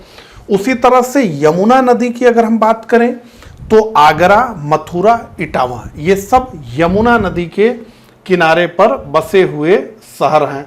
अब जो है हम आगे बढ़ते हैं तो गोमती नदी के किनारे पे हम देखें तो लखनऊ, जौनपुर और सुल्तानपुर। सरयू नदी के किनारे पर अयोध्या बसा हुआ है। राप्ती नदी के किनारे पर गोरखपुर बसा हुआ है। ये सब प्रश्न पूछे गए हैं। ठीक है। हिंडन नदी के तट पर गाजियाबाद और नोएडा, सई नदी के तट पे प्रतापगढ़ और मंदाकिनी नदी के तट पर चित्रकूट बसा हुआ है। ये प्रश्न कई बार चित्रकूट को लेकर के पूछा गया है कि चित्रकूट किस नदी के किनारे पर बसा हुआ है। अब जो है गोविंद बल्लभ पंत सागर की बात करते हैं। ठीक है। तो गोविंद बल्लभ पंत सागर जो सोनभद्र में स्थित है, ये रिहंद बांध पर बनी भारत की सबसे बड़ी कृत्रिम यानी मानव निर्मित झील है। केवल उत्तर प्रदेश की बात नहीं हो रही है बल्कि भारत की बात हो रही है। तो भारत की सबसे बड़ी कृत्रिम मानव निर्मित झीलों में से एक है गोविंद बल्लभ पंत सागर। और फुलहर झील ये पीलीभीत में है, यहीं से गोमती नदी निकलती है। ठीक है, चलिए अब जो है कीटम झील सूर सरोवर ये आगरा में है। रामगढ़ ताल ये गोरखपुर में है। वर्तमान में योगी जी की सरकार का बहुत इस पे फोकस रहा और बहुत इसे अच्छा कर दिया गया है रामगढ़ ताल। बखीरा झील ये है संत कबीर नगर में। और ओंधी ताल जिसे अब विकसित किया जा रहा है ये वाराणसी में है, ओंधी ताल हरहुआ के पास। करेला झील ये लखनऊ में है। मोती झील ये जो है कानपुर। सुरहा ताल ये बलिया में है। इसका नया नाम है जयप्रकाश नारायण पक्षी विहार सुरहा ताल का। और सेखा झील ये अलीगढ़ में है। इसे राष्ट्रीय पक्षी विहार के रूप में विकसित किया जा रहा है। ये झीलों की बात।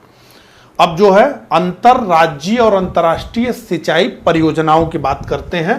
तो एक तो है गंडक परियोजना, इसमें जो है कुल 3 पार्टी है। एक तो नेपाल है, दूसरा बिहार है, तीसरा यूपी है। इनकी ये संयुक्त परियोजना है गंडक परियोजना। उसी तरह से बाण सागर परियोजना देखें तो इसमें 3 स्टेट है, यूपी है, बिहार है, एमपी का ये जो है संयुक्त परियोजना है सोन नदी पर। और रामगंगा परियोजना बिजनौर जिले में रामगंगा नदी पर। ठीक है, अब यूपी की सबसे लंबी नहर कौन सी है अगर ये पूछा जाए तो उत्तर है शारदा नहर। अब ये पूछा जाए कि यूपी की सबसे पुरानी नहर कौन सी है तो पूर्वी यमुना नहर। कहते हैं कि शाहजहां के समय ये बनी थी पूर्वी यमुना नहर। ठीक है, उत्तर प्रदेश के प्रमुख बांध और उनकी विशेषताएं। तो रिहंद बांध ये रिहंद नदी पर स्थित है सोनभद्र जिले में। अर्जुन बांध ये अर्जुन नदी पर स्थित है महोबा में। मेजा बांध ये बेलन नदी पर स्थित है प्रयागराज में। और इसकी विशेषता यह है कि यह मिट्टी का बना हुआ बांध है, पत्थर का नहीं, मिट्टी का बना हुआ बांध है। इसके बाद मूसाखाड़ बांध ये कर्मनासा नदी पर चंदौली में बना हुआ है। कौन? मूसाखाड़ बांध। ठीक है, इसमें लिखा है कि कर्मनासा नदी को यूपी में अपवित्र माना जाता है, यानी कर्मनासा जिसने पार किया उसके कर्म का नाश हो जाता है, इस तरह की बात की जाती है। अब हम डिस्कस करेंगे राष्ट्रीय उद्यान और टाइगर रिजर्व की। इससे बहुत सारे प्रश्न पूछे जाते हैं। ठीक है, तो पहला फैक्ट ये ध्यान रखिए कि उत्तर प्रदेश में एकमात्र राष्ट्रीय उद्यान है। अब इतना पॉपुलेशन है उत्तर प्रदेश में कि कहाँ राष्ट्रीय उद्यान बनाने की स्थिति उत्तर प्रदेश में। आप मध्य प्रदेश जाते हैं तो देखते हैं कितना खुला हुआ क्षेत्र है, कितने जंगल हैं, तो वहाँ बनाया जा सकता है। उत्तर प्रदेश में कहाँ बनेगा, यहाँ आबादी बहुत है। तो एकमात्र राष्ट्रीय उद्यान है उत्तर प्रदेश में दुधवा नेशनल पार्क लखीमपुर खीरी में। तो एकमात्र राष्ट्रीय उद्यान है उत्तर प्रदेश में दुधवा नेशनल पार्क लखीमपुर खीरी, इसको याद रखिए। अब यूपी में कुल टाइगर रिजर्व की अगर बात करें तो 4 हैं। यूपी में टाइगर रिजर्व कितने हैं? 4 हैं। कौन कौन से हैं? तो Dudhwa tiger reserve Lakhimpur Kheri, Pilibhit tiger reserve, Amangarh tiger reserve Bijnor, ये उत्तराखंड के जिम कॉर्बेट नेशनल पार्क का ही बफर जोन है जो यूपी में पड़ता है, ये अमनगढ़ टाइगर रिजर्व। और सबसे नए में Ranipur tiger reserve Chitrakoot, UP का चौथा और सबसे नवीनतम और भारत का 53वां टाइगर रिजर्व है। ठीक है, अब यूपी में टाइगर रिजर्व कितने हैं? 4। कमेंट करके बताइए कि भारत में कुल कितने टाइगर रिजर्व हैं और यूपी में राष्ट्रीय उद्यान है 1, भारत में कितने हैं, ये दोनों कमेंट आपको करना है। तो रानीपुर टाइगर रिजर्व यूपी का चौथा है और भारत का 53वां टाइगर रिजर्व ये घोषित किया गया है। तो 4 टाइगर रिजर्व है। इसके अलावा जो है यूपी में 2 एलिफेंट रिजर्व भी है, 2 एलिफेंट रिजर्व भी हैं। शिवालिक एलिफेंट रिजर्व सहारनपुर और बिजनौर क्षेत्र, और तराई एलिफेंट रिजर्व दुधवा और पीलीभीत को मिलाकर के नवीनतम मंजूरी। ये 2 एलिफेंट रिजर्व हैं। राजकीय जलीय जीव यूपी सरकार द्वारा गंगा डॉल्फिन को घोषित किया गया है। अब जो है प्रमुख वन्य जीव विहार, तो प्रथम वन्य जीव विहार उत्तर प्रदेश का कौन सा है? तो चंद्रप्रभा वन्य जीव विहार चंदौली। यहां 2 प्रसिद्ध झरने हैं, राजदरी, देवदरी, चंदौली। ये 1957 में बना। तो ये क्या है? चंद्रप्रभा वन्य जीव विहार चंदौली का प्रथम वन्य जीव विहार है उत्तर प्रदेश। सबसे बड़ा वन्य जीव विहार कौन सा है? तो हस्तिनापुर वन्य जीव विहार सबसे बड़ा वन्य जीव विहार है उत्तर प्रदेश का। क्षेत्र मेरठ, मुजफ्फरनगर, हापुड़, अमरोहा और बिजनौर आदि जिलों में ये फैला हुआ है। सबसे छोटा वन्य जीव विहार उत्तर प्रदेश का कौन सा है? तो महावीर स्वामी वन्य जीव विहार, ये ललितपुर में है, सबसे छोटा। तो एक बार फिर से, सबसे पहला चंद्रप्रभा वन्य जीव विहार, सबसे बड़ा हस्तिनापुर वन्य जीव विहार, और सबसे छोटा महावीर स्वामी वन्य जीव विहार। ठीक है, चलिए अब आगे बढ़ते हैं और प्रमुख पक्षी विहार की बात करते हैं। पहला नवाबगंज पक्षी विहार उन्नाव, नवाबगंज पक्षी विहार उन्नाव। अब इसका नया नाम है शहीद चंद्रशेखर आजाद पक्षी विहार, शहीद चंद्रशेखर आजाद पक्षी विहार। सबसे बड़ा पक्षी विहार कौन सा है उत्तर प्रदेश का? तो लाख बेहोशी पक्षी विहार। कौन सा पक्षी विहार? लाख बेहोशी पक्षी विहार कन्नौज। और सबसे छोटा पक्षी विहार कौन सा है? ये 1 वर्ग किलोमीटर के आसपास एरिया में फैला है, पटना पक्षी विहार एटा। सबसे छोटा है पटना पक्षी विहार एटा। इसके अलावा अन्य महत्वपूर्ण पक्षी विहारों को देखें तो सुरहा ताल, जयप्रकाश नारायण, ये बलिया, पार्वती अर्गा, गुंडा, समान, मैनपुरी, बखीरा, संत कबीर नगर, ओखला, गौतम बुद्ध नगर, नोएडा। अब इन में से किसी से भी आपसे प्रश्न पूछा जा सकता है, पक्षी विहार से जो है प्रश्न पूछे जाते हैं। अब रामसर स्थल एवं प्रमुख सफारी और संरक्षण केंद्र, रामसर स्थल से निश्चित रूप से एक प्रश्न देखने को मिलता है। तो वर्तमान में उत्तर प्रदेश में 13 रामसर स्थल हैं। कितने हैं रामसर स्थल? 13 कुल संख्या है रामसर स्थल की। सबसे बड़ा कौन सा है? तो ऊपरी गंगा नदी ब्रज घाट से नरोरा तक, और सबसे छोटा है शेखा झील अलीगढ़। और सबसे नवीनतम 2025-26 में जो रामसर स्थल हुए हैं वो देख लीजिए, पटना पक्षी विहार एटा, शेखा झील अलीगढ़, और जयप्रकाश नारायण सुरहा ताल। और शेखा और जयप्रकाश नारायण तो ये 2026 में रामसर स्थल घोषित किए गए हैं। अब प्रमुख संरक्षण केंद्र और सफारी केंद्र की बात करते हैं तो देखिए, देश की पहली नाइट सफारी ये कुकरैल में, लखनऊ में सिंगापुर की तर्ज पे बनाया जा रहा है। तो अगर आपसे पूछा जाए कि देश की पहली नाइट सफारी, तो कुकरैल में बन रही है। लायन सफारी उत्तर प्रदेश में तो इटावा में है, आपने देखा। शेर, तेंदुआ, भालू और हिरण सफारी इसी में है। इसके बाद जटायु गिद्ध के संरक्षण के लिए केंद्र बना है फरिंदा में, महाराजगंज में। इसको ध्यान रखिएगा, ये परीक्षा में आ सकता है। फरिंदा महाराजगंज में ये देश का पहला किंग वल्चर केंद्र है। भालू रेस्क्यू सेंटर ये सूर सरोवर कीठम झील आगरा में बना है। इसके अलावा मयूर संरक्षण केंद्र वृंदावन मथुरा में है। ठीक है, ये सब महत्वपूर्ण है, ध्यान रखना है, इससे प्रश्न जो है आ जाएगा। अब देखिए कृषि उत्पादन में यूपी का स्थान। ठीक है, तो सबसे पहले देखिए गेहूं, गन्ना, आलू, कुल खाद्यान्न, कुल पशुधन, आम, आंवला। ठीक है, इन सब में प्रथम स्थान है। दुग्ध उत्पादन में लेटेस्ट डाटा के अनुसार यूपी शीर्ष पर है, राजस्थान से यहाँ होड़ होती है। द्वितीय स्थान में चावल उत्पादन में पश्चिम बंगाल के बाद। अब यहाँ पे ध्यान रखिए कि एक बार जो है इसको और ठीक से देखना पड़ेगा। ये कमेंट में आप लोग अपडेट कर सकते हैं। ये अब पीपीटी बन गई थी। उत्तर प्रदेश इस समय प्रथम स्थान पर है, ठीक है। प्रमुख फसलें और जिलों की बात करें तो आंवला का सर्वाधिक उत्पादन होता है प्रतापगढ़ में, और अफीम का उत्पादन बाराबंकी और गाजीपुर में होता है। गाजीपुर में ये राज्य की एकमात्र अफीम फैक्ट्री है अंग्रेजों के जमाने के समय की। और गाजीपुर से रिलेटेड एक महत्वपूर्ण फैक्ट और है कि गाजीपुर में एक गवर्नर जनरल की समाधि है, लॉर्ड कार्नवालिस की। बहुत बार ये प्रश्न पूछा जाता है, ठीक है।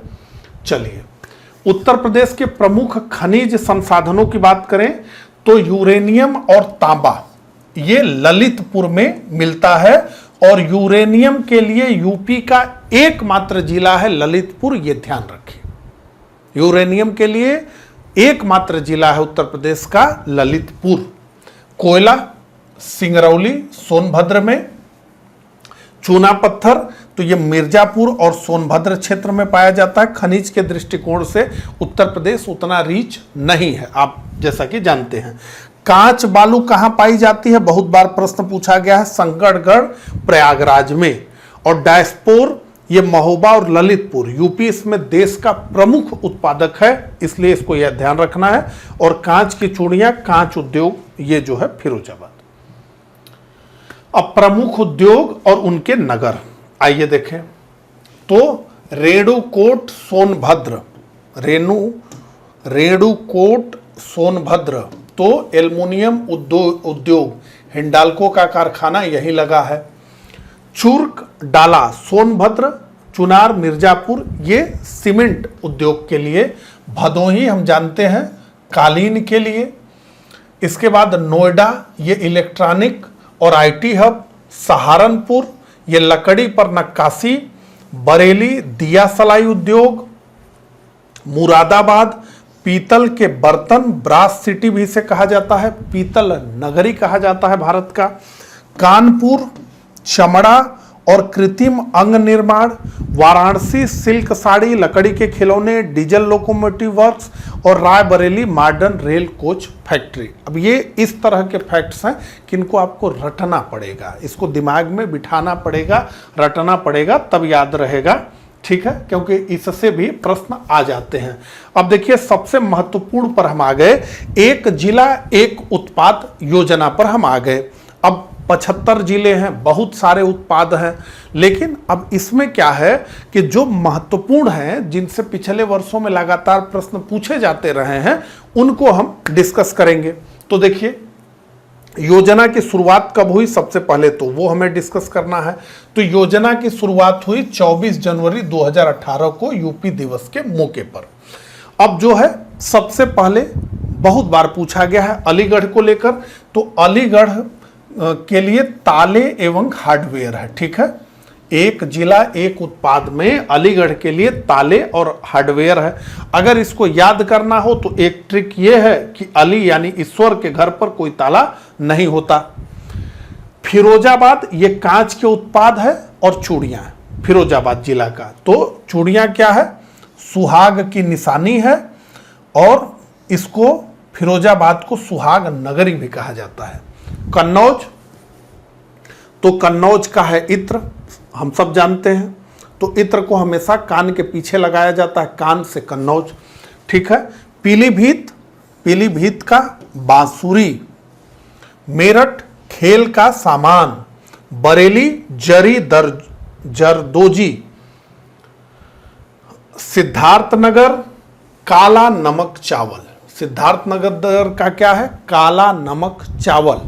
और इसे क्या कहा जाता है, काला नमक चावल को बुद्ध का महाप्रसाद, क्या कहते हैं, बुद्ध का महाप्रसाद। गोरखपुर टेराकोटा पकी हुई मिट्टी के बर्तन, सब चित्र भी बना हुआ है, आप देख सकते हैं। मुजफ्फरनगर और अयोध्या।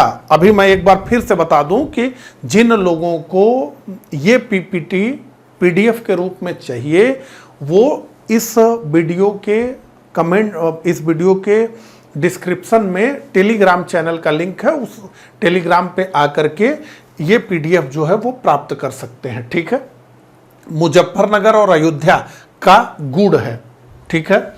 इसी तरह से बांदा का सजर पत्थर है और महोबा का गौरा पत्थर है, यह मतलब इस पत्थर से बने उत्पाद। और मुंज उत्पाद यानी घास शिल्प ये अमेठी, प्रयागराज और सुल्तानपुर तीनों जगह का है। और चमड़ा उत्पाद आगरा और कानपुर। सारा इमेज बना हुआ है, सब आप जो है इस पीपीटी में देख रहे हैं। तो उत्तर प्रदेश के प्रमुख जीआई टैग से भी बहुत प्रश्न पूछा जाता है, तो आइए इसको देखें। तो सबसे पहले वाराणसी की बात करते हैं। तो बनारसी साड़ी जिसके लिए विश्वविख्यात है बनारस। इसके अलावा बनारसी पान, ये अभी नया जीआई टैग मिला है बनारसी पान को। हालांकि बनारसी पान के लिए बनारस तो वर्षों से प्रसिद्ध है। इसके बाद लकड़ी के खिलौने, ठीक है, और भी जीआई टैग हैं, लेकिन जो महत्वपूर्ण है उसको हम डिस्कस कर रहे हैं। आम और फल की बात करें तो लंगड़ा आम अगर आप खाएंगे तो लंगड़ा आम का स्वाद ही अलग होता है। दशहरी आम ये मलिहाबाद लखनऊ।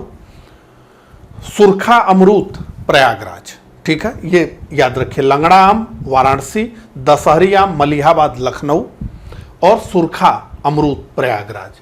कृषि शिल्प तो काला नमक चावल हमने डिस्कस किया सिद्धार्थनगर। भदोही कालीन, चुनार बलुआ पत्थर मिर्जापुर। और लेटेस्ट अपडेट्स में हाथरस को हींग और महोबा देशवारी पान, ठीक है, ये याद रखिए। तो हमने क्या क्या डिस्कस किया।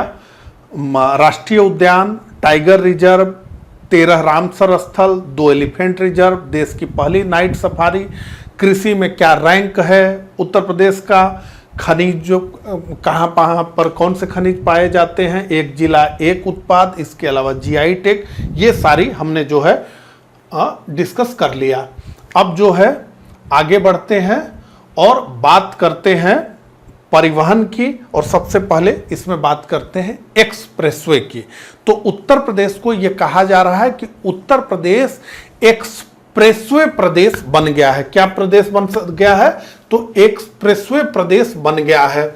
उत्तर प्रदेश देश में सर्वाधिक चालू या निर्माणाधीन जो अभी बन रहे हैं निर्माणाधीन एक्सप्रेसवे वाला राज्य बन गया है। पूरे देश में सबसे अधिक एक्सप्रेसवे उत्तर प्रदेश में है। तो उत्तर प्रदेश का नया नाम अभी है एक्सप्रेसवे प्रदेश, ठीक है। तो गंगा एक्सप्रेसवे ये यूपी का सबसे लंबा लगभग 594 किलोमीटर लंबा एक्सप्रेसवे है जो मेरठ से प्रयागराज 12 जिलों से गुजरता है। तो सबसे लंबा एक्सप्रेसवे उत्तर प्रदेश का गंगा एक्सप्रेसवे। आगरा लखनऊ एक्सप्रेसवे ये देश का पहला जहां फाइटर प्लेन के लिए एयर स्ट्रिप बनी। अब तो कई एक्सप्रेसवे पर एयर स्ट्रिप बनी है जहां फाइटर प्लेन उतर सकते हैं।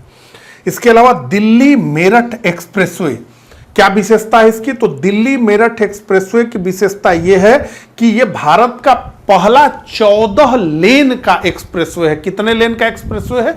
14 लेन का एक्सप्रेसवे है। इसके बाद नोएडा ग्रेटर नोएडा एक्सप्रेसवे, यह यूपी का सबसे छोटा एक्सप्रेसवे है, केवल 25 किलोमीटर का, ठीक है। तो हमने क्या डिस्कस किया?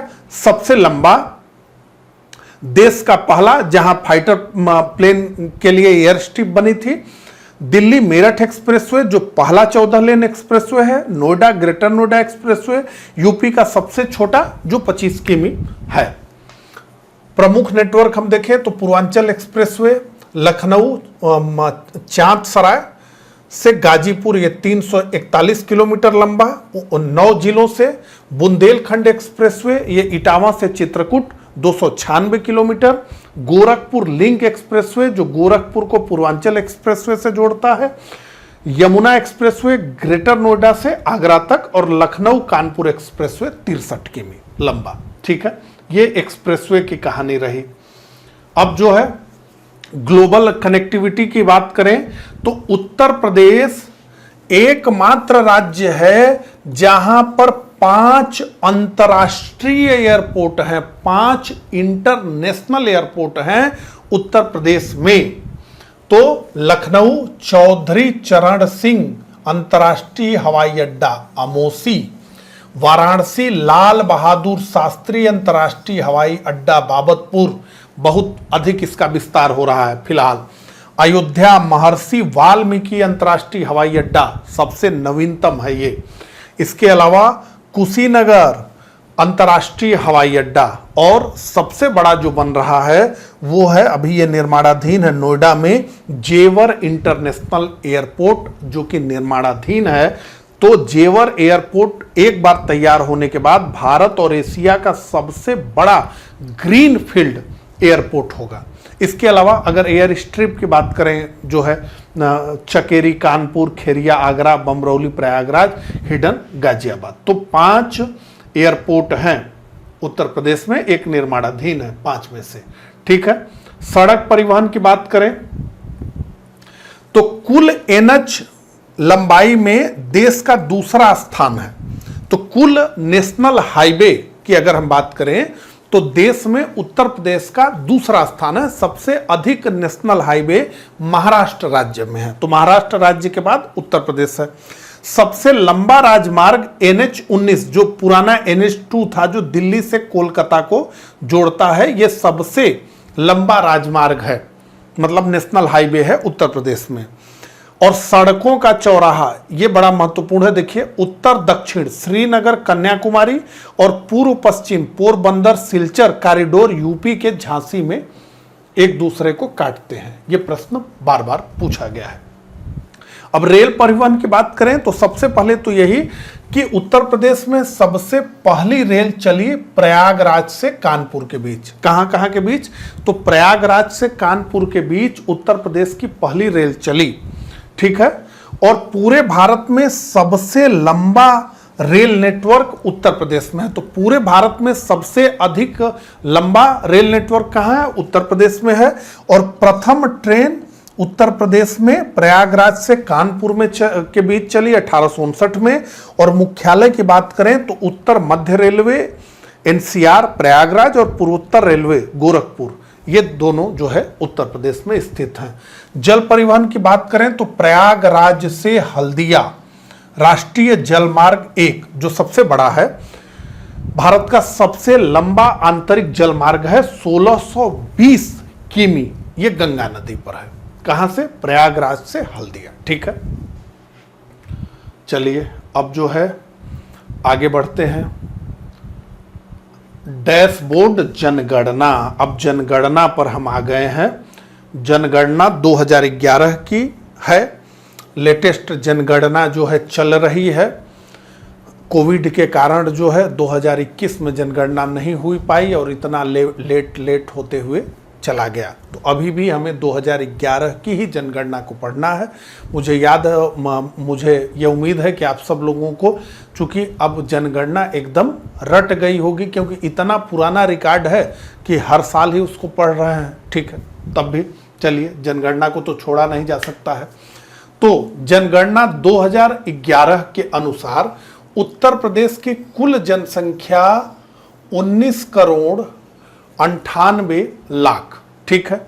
अब ये जो जनसंख्या है, ये अगर भारत में कहें तो किसी राज्य की सबसे अधिक जनसंख्या है, और प्रतिशत के दृष्टिकोण से देखें तो 16.51%, जो कुल जनसंख्या है भारत की, उसमें 16.51% जनसंख्या उत्तर प्रदेश की है। दशकीय वृद्धि की बात करें, यानी 2001 से लेकर 2011 के दौरान, तो 20.22% की बढ़ोतरी दशकीय वृद्धि दर में देखने को मिली।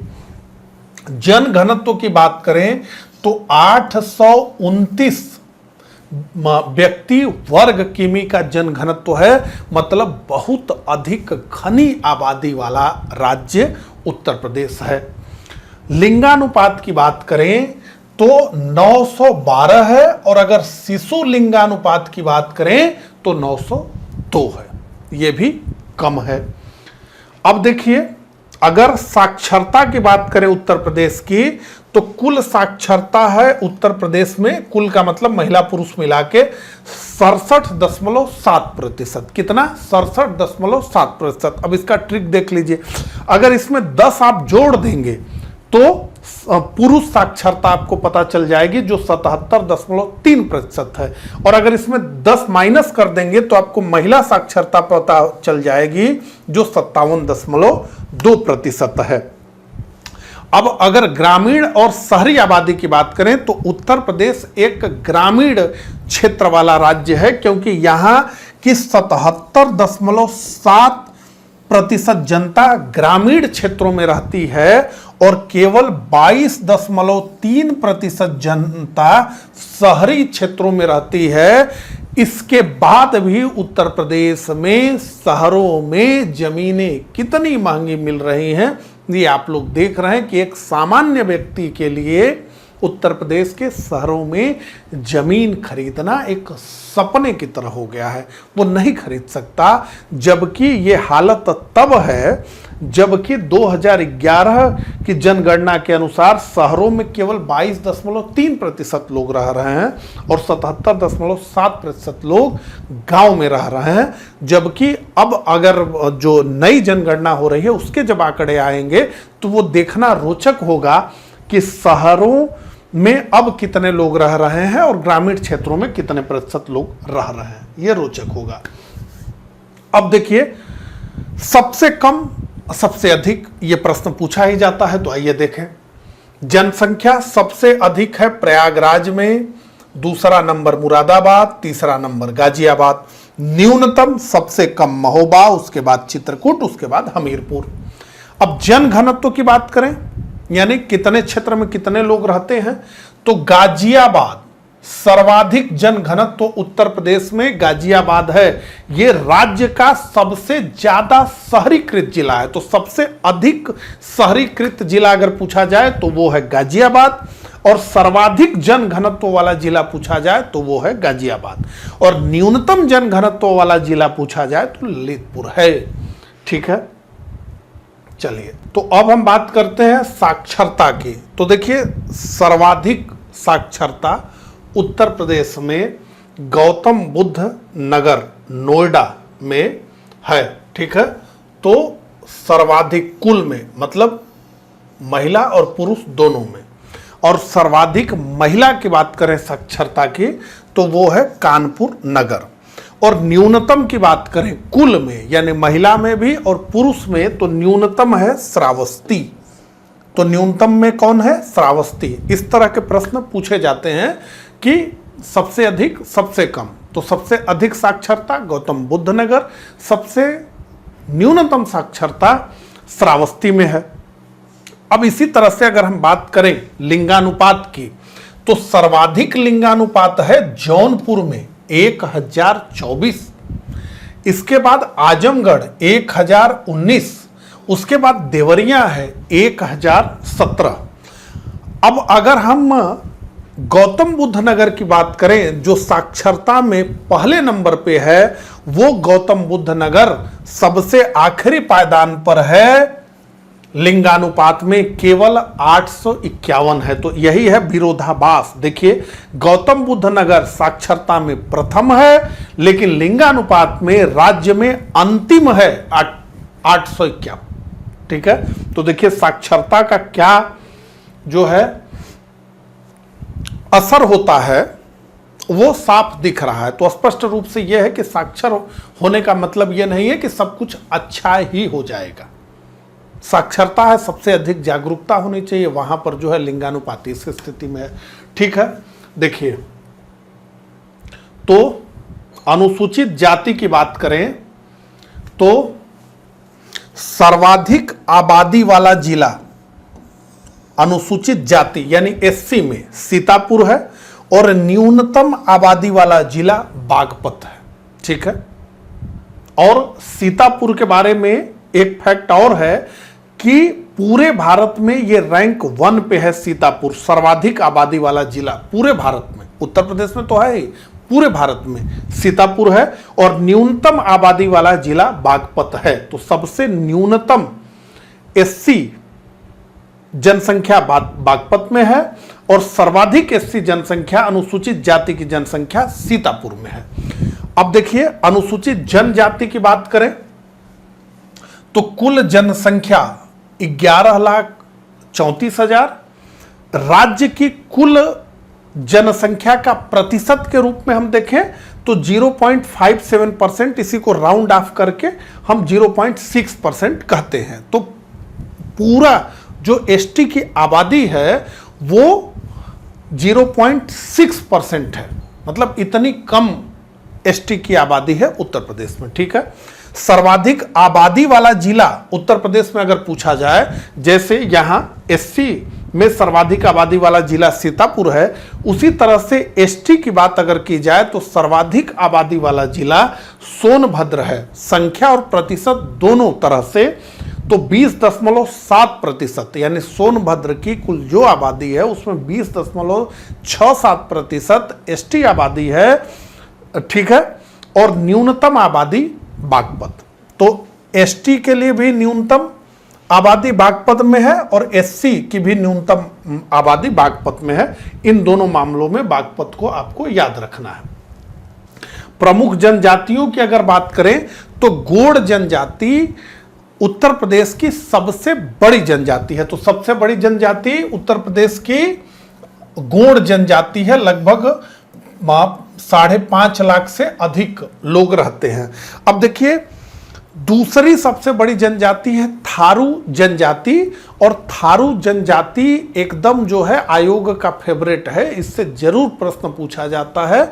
ये जो है बहुत प्रसिद्ध जनजाति है थारू जनजाति। ठीक है, तो इनका निवास तराई क्षेत्र में है, लखीमपुर खीरी में सर्वाधिक, इसके बाद बहराइच, श्रावस्ती, बलरामपुर, महाराजगंज। ठीक है, ये लोग जो है दीपावली को शोक पर्व के रूप में मनाते हैं। ये प्रश्न कितनी बार पूछा गया है, कौन सी जनजाति दीपावली को शोक पर्व के रूप में मनाती है? तो ये शोक पर्व के रूप में मनाते हैं दीपावली को। इसके अलावा इनमें बदला विवाह का प्रथा है। तो आपसे पूछा जाएगा किस जनजाति में बदला विवाह का प्रथा। बदला विवाह का मतलब कि अगर आप हमारे घर से एक लड़की को ले जा रहे हैं तो आप भी अपने घर से एक लड़की को दीजिए, यानी जिस घर में लड़के का विवाह हो रहा है जो है तो उसका विवाह होगा, और फिर जो है लड़की के घर वाले लड़के का विवाह इनके घर में होगा, माने आपस में ही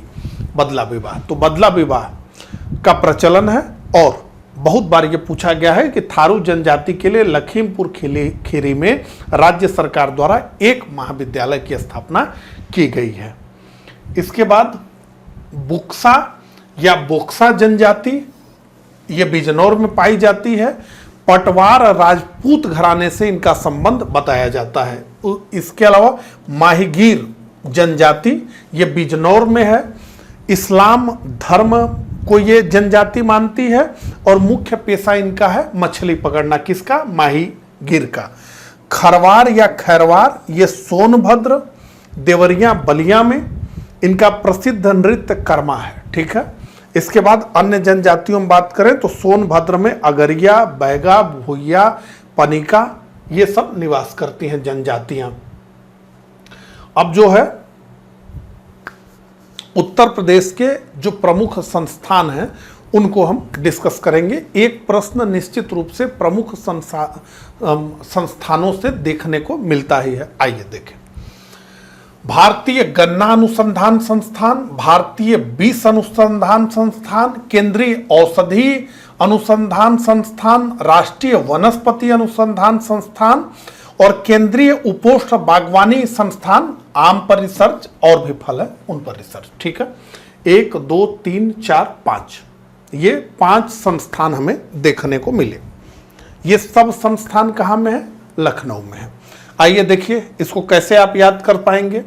इसको आप ऐसे याद कर पाएंगे, यहाँ पूरा जो है मेमोरी ट्रिक दी गई है कि मान लीजिए अगर कोई व्यक्ति विष पी लेता है, क्या विष पी लेता है, जहर खा लेता है, तो उसको क्या आवश्यकता होगी? तो उसको भैया औषधि की जरूरत पड़ेगी, वनस्पति की जरूरत पड़ेगी। तो औषधि और वनस्पति खाकर वो आदमी ठीक हो जाता है, तो फिर वो आदमी खुश हो जाता है, और खुश होकर के वो क्या करता है, पहले तो गन्ने का जूस पीता है, और गन्ने का जूस पीने के बाद वो फिर सोचता है कि एक दशहरी मीठा आम भी खा लिया जाए ताकि मामला सेट हो जाए। देखिए ये पूरा जो है ये बना हुआ है, आप समझ लीजिए। अगर कोई विष पी ले तो उसे ठीक होने के लिए औषधि वनस्पति की जरूरत पड़ेगी, ठीक होगा, खुश होगा, तो पहले तो 1 गिलास गन्ने का जूस पिएगा, और जब 1 गिलास गन्ने का जूस पी लेगा तो फिर कहेगा कि एक मीठा दशहरी आम भी खा लिया जाए।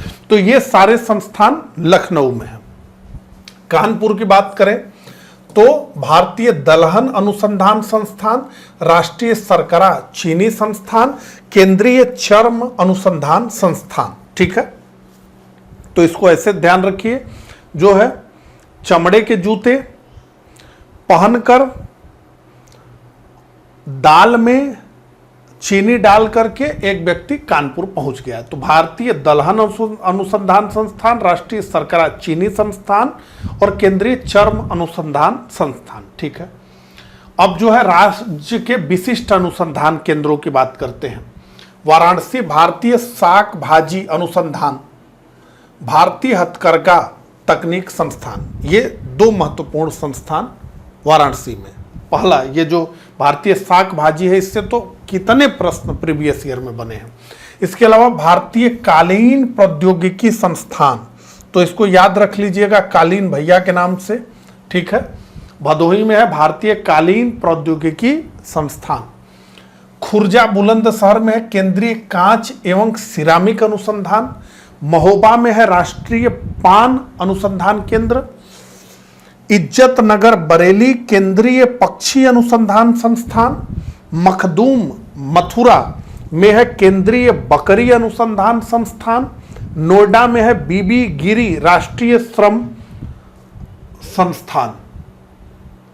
अब जो है देखिए उत्तर प्रदेश में जो है प्रमुख विश्वविद्यालयों के हम डिस्कस कर रहे हैं। तो उत्तर प्रदेश का सबसे पुराना विश्वविद्यालय आपसे पूछा जाए तो आप कहेंगे इलाहाबाद विश्वविद्यालय प्रयागराज।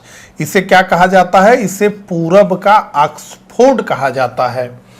इसके अलावा अलीगढ़ मुस्लिम विश्वविद्यालय, तो मोहम्मडन एंग्लो ओरिएंटल स्कूल जो 1875 में स्थापित किया गया था सर सैयद अहमद के द्वारा, तो वही आगे चल के 1920 में यूनिवर्सिटी बन गया, अलीगढ़ मुस्लिम यूनिवर्सिटी।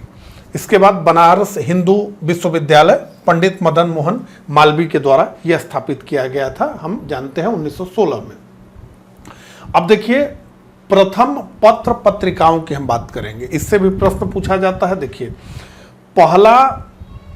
पहला अखबार उत्तर प्रदेश का कौन सा था? बनारस अखबार। कब प्रारंभ हुआ? 1845 में प्रारंभ हुआ। किसने प्रारंभ किया? तो राजा शिव प्रसाद सितारे हिंद। तो बनारस अखबार 1845 यूपी से निकलने वाला पहला हिंदी समाचार पत्र किसने निकाला? राजा शिव प्रसाद सितारे हिंद। अब देखिए उदंड मार्तंड की बात सुनिए। भारत का यह पहला हिंदी समाचार पत्र यह कलकत्ता से प्रकाशित होता था। तो भारत का पहला हिंदी समाचार पत्र उदंड मार्तंड था जो कलकत्ता से प्रकाशित होता था। इसके संपादक जो थे पंडित जिग्वल किशोर, ये कानपुर के रहने वाले थे, यानी उत्तर प्रदेश के रहने वाले थे। तो क्या टैगलाइन थी उदंड मार्तंड की? तो हर ठौर की सुन लेता है ये खबर, ये है उदंड मार्तंड। हर ठौर मतलब हर जगह की। तो कवि वचन सुधा, भारतेंदु हरिश्चंद्र और सरस्वती पत्रिका, इसके संपादक थे महावीर प्रसाद द्विवेदी। और विशिष्ट विश्वविद्यालय में देख लीजिए जगत गुरु राम भद्राचार्य दिव्यांग विश्वविद्यालय। राम भद्राचार्य जी को तो आप अक्सर टीवी पे देखते ही होंगे। ये चित्रकूट में बन रहा है। ये भारत और विश्व का पहला पूर्णतः दिव्यांग विश्वविद्यालय, इसको ध्यान में रखिएगा, इससे प्रश्न पूछा जा सकता है। और राजीव गांधी राष्ट्रीय विमानन विश्वविद्यालय ये फुर्सतगंज अमेठी में है। अब जो है ऐतिहासिक व्यक्तित्व की बात करते हैं जो उत्तर प्रदेश में जिनका जन्म हुआ। अमीर खुसरो, इनका जन्म हुआ पटियाली में, कासगंज जिले में वर्तमान में है। इन्हें क्या कहा गया? तूती ए हिंद, भारत का तोता कहा गया। खड़ी बोली और कव्वाली परंपरा के ये प्रदर्शक रहे। अब जानते ही हैं कि महान साहित्यकार मुंशी प्रेमचंद्र जी, इनका जन्म लमही में हुआ, वाराणसी में। बचपन का नाम इनका पूछा जाता है तो धनपत राय था। संत कबीर दास, इनका जन्म वाराणसी में हुआ और इनकी मृत्यु मगहर में हुई। तुलसीदास, राजापुर, चित्रकूट जिला।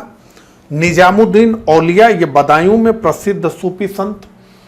इसके अलावा ऐतिहासिक व्यक्तित्व की बात करें तो महारानी लक्ष्मीबाई, जिन्होंने नारा दिया कि मैं अपनी झांसी किसी को नहीं दूंगी, तो इनका जन्म वाराणसी में हुआ था और बचपन का नाम इनका मणिकर्णिका या मनु था, तो वाराणसी में इनका जन्म हुआ था। मंगल पांडे, इनका जन्म बलिया में हुआ था। राम प्रसाद बिस्मिल शाहजहांपुर के ये थे, गोरखपुर जेल में काकोरी एक्शन के बाद इनको फांसी दी गई। अशफाकुल्ला खान भी शाहजहांपुर के ही थे, इनको फैजाबाद जेल में फांसी दी गई। खेल व्यक्तित्व की बात करें तो मेजर ध्यानचंद, जिन्हें हॉकी का जादूगर कहा गया, उनका जन्म प्रयागराज में हुआ था। केडी सिंह बाबू, प्रसिद्ध हॉकी खिलाड़ी जिनके नाम से केडी सिंह बाबू स्टेडियम है, ये बाराबंकी के थे। उसके बाद स्टेडियम देखें तो ग्रीन पार्क स्टेडियम, ऐतिहासिक अंतर्राष्ट्रीय क्रिकेट स्टेडियम, तो उत्तर प्रदेश में तो केवल जो है ग्रीन पार्क ही था। अब इकाना में मैच होने लगे आईपीएल के, तो इकाना क्रिकेट स्टेडियम। और मेजर ध्यानचंद खेल विश्वविद्यालय, ये मेरठ में बन रहा है, निर्माणाधीन है। ये यूपी का पहला खेल विश्वविद्यालय होगा, ये ध्यान रखिए, इसलिए ये महत्वपूर्ण है। अब देखिए योजनाओं की बात करेंगे, जो उत्तर प्रदेश में महत्वपूर्ण योजनाएं चल रही हैं उनकी बात करेंगे। तो सबसे पहले बात करते हैं मिशन शक्ति अभियान की। तो सुरक्षा एवं स्वावलंबन फ्लैगशिप प्रोग्राम है। क्या उद्देश्य है? तो महिलाओं और बालिकाओं की सुरक्षा, सम्मान और स्वावलंबन। प्रमुख बिंदु क्या है?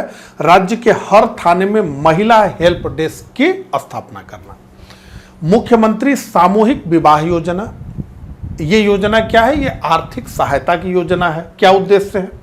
उद्देश्य ये है कि गरीब और आर्थिक रूप से कमजोर परिवारों की बेटियों के विवाह में सहायता प्रदान की जाए। सरकार द्वारा प्रति जोड़ा अब बढ़ा दिया गया है, 1 लाख रुपए इस योजना में खर्च किया जाता है प्रति जोड़ा, ठीक है। इसके अलावा जो है मुख्यमंत्री कन्या सुमंगला योजना, क्या है उद्देश्य? तो उद्देश्य है बालिकाओं के स्वास्थ्य और शिक्षा को बढ़ावा देना, ताकि कन्या भ्रूण हत्या पर रोक लग सके।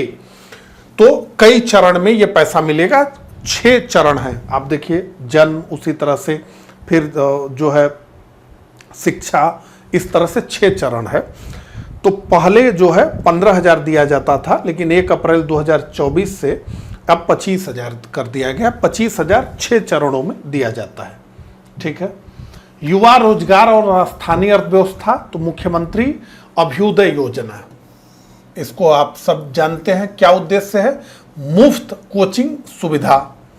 तो आईएएस हो गया, पीसीएस हो गया, नीट हो गया, जेई हो गया, एनडीए हो गया, इन हेतु मुफ्त में कोचिंग की सुविधा दी जाती है। मुख्यमंत्री युवा स्वरोजगार योजना, तो शिक्षित बेरोजगार युवाओं को अपना उद्योग स्थापित करने के लिए आर्थिक मदद दी जाती है।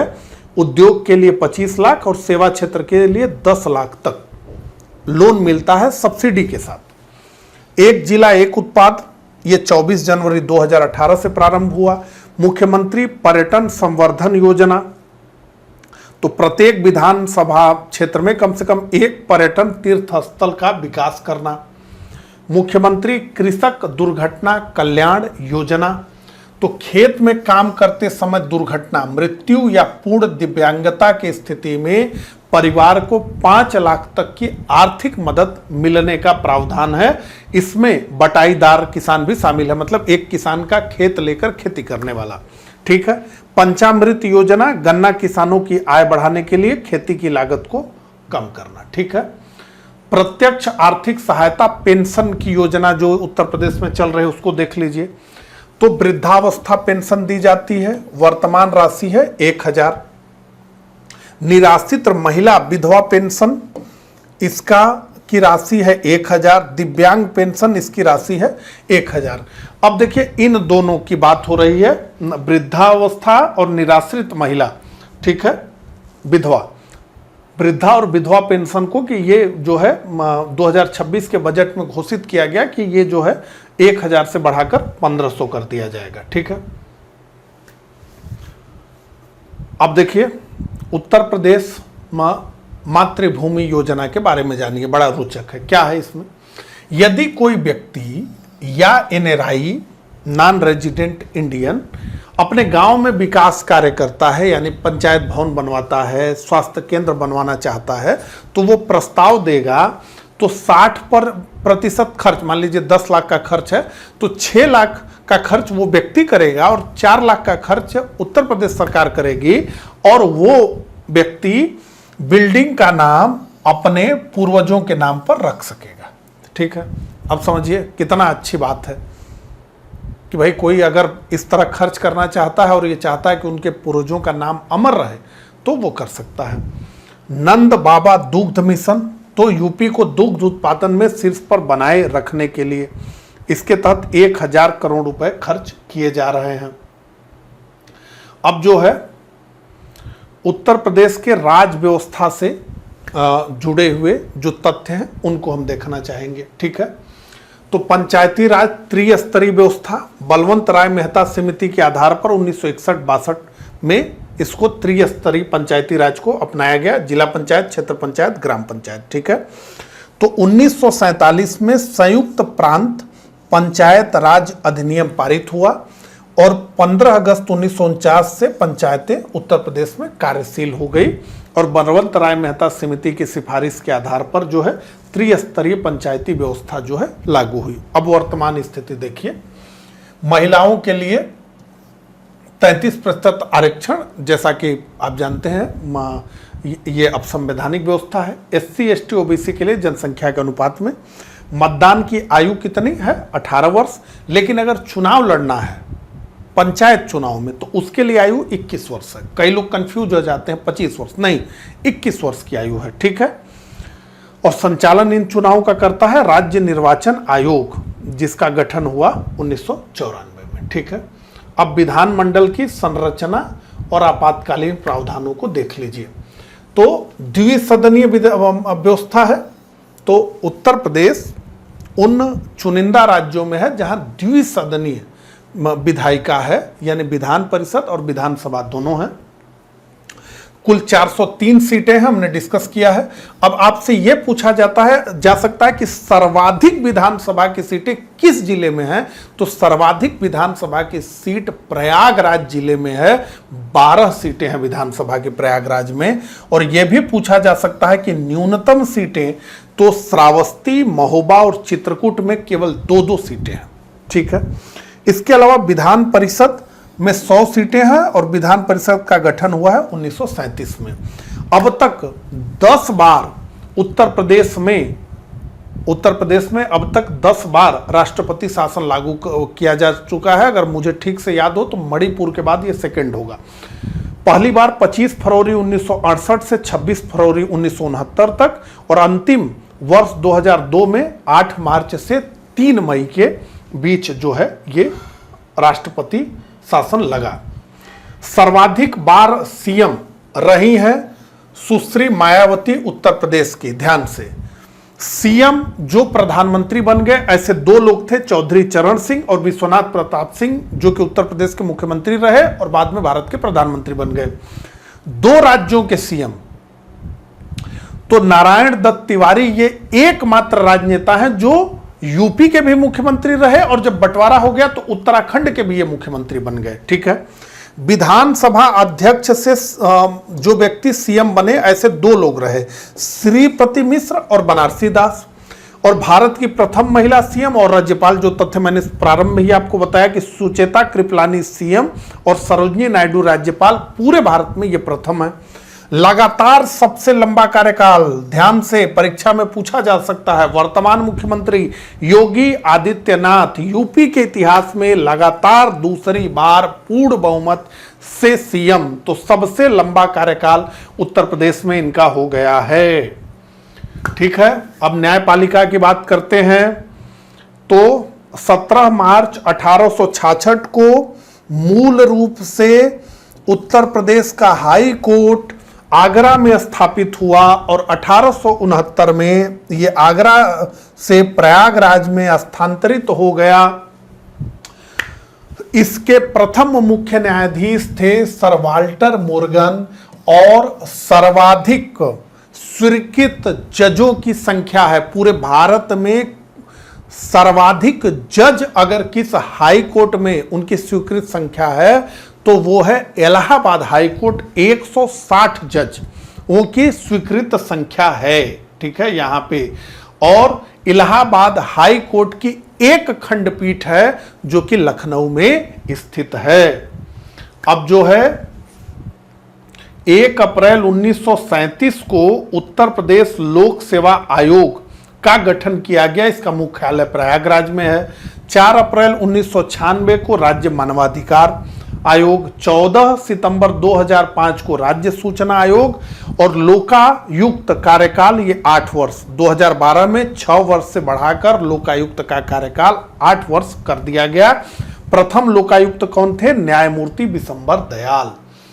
अब जो है उत्तर प्रदेश में कुल 9 कृषि जलवायु क्षेत्र हैं, पूरे भारत में कुल 15 हैं।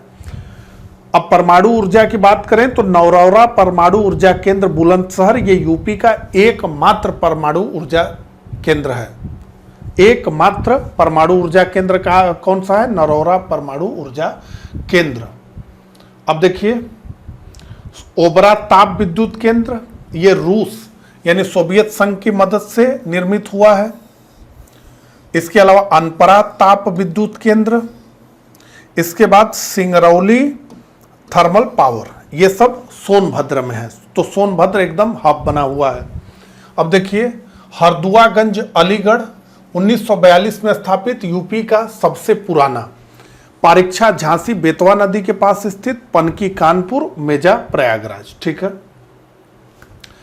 अब जो है सांस्कृतिक धरोहर की बात करते हैं, प्रमुख संगीत घरानों की बात करते हैं। थोड़ा सा ये विविध वाला चल रहा है तो इसमें सब चीजें आएंगी जो जो छोटी होंगे, तो आपको लगेगा कि तुरंत जो है ऊर्जा से सीधे आ गए घरानों पर। ठीक है, तो कोई बात नहीं। चलिए, जो छूट गया था उसको हम अब डिस्कस कर रहे हैं। तो बनारस घराना प्रमुख में देखें तो बिस्मिल्लाह खान शहनाई, किशन महाराज, गुदई महाराज तबला, गिरजा देवी ठुमरी की रानी और छन्नूलाल मिश्र।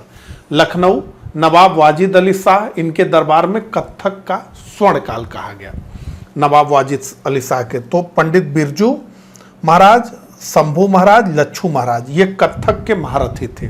बेगम अख्तर गजल और ठुमरी में इनका बहुत बड़ा नाम। किराना घराना मुजफ्फरनगर शामली, संस्थापक थे इसके उस्ताद अब्दुल करीम खान, पंडित भीमसेन जोशी भारत रत्न और गंगूबाई हंगल इसी घराने से थी। और आगरा घराना संस्थापक हाजी सुजान खान, घग्गे खुदा बख्श। ठीक है, तो कई जगह आपको मिलेगा हाजी सुजान खान, तो इनको एक तरह से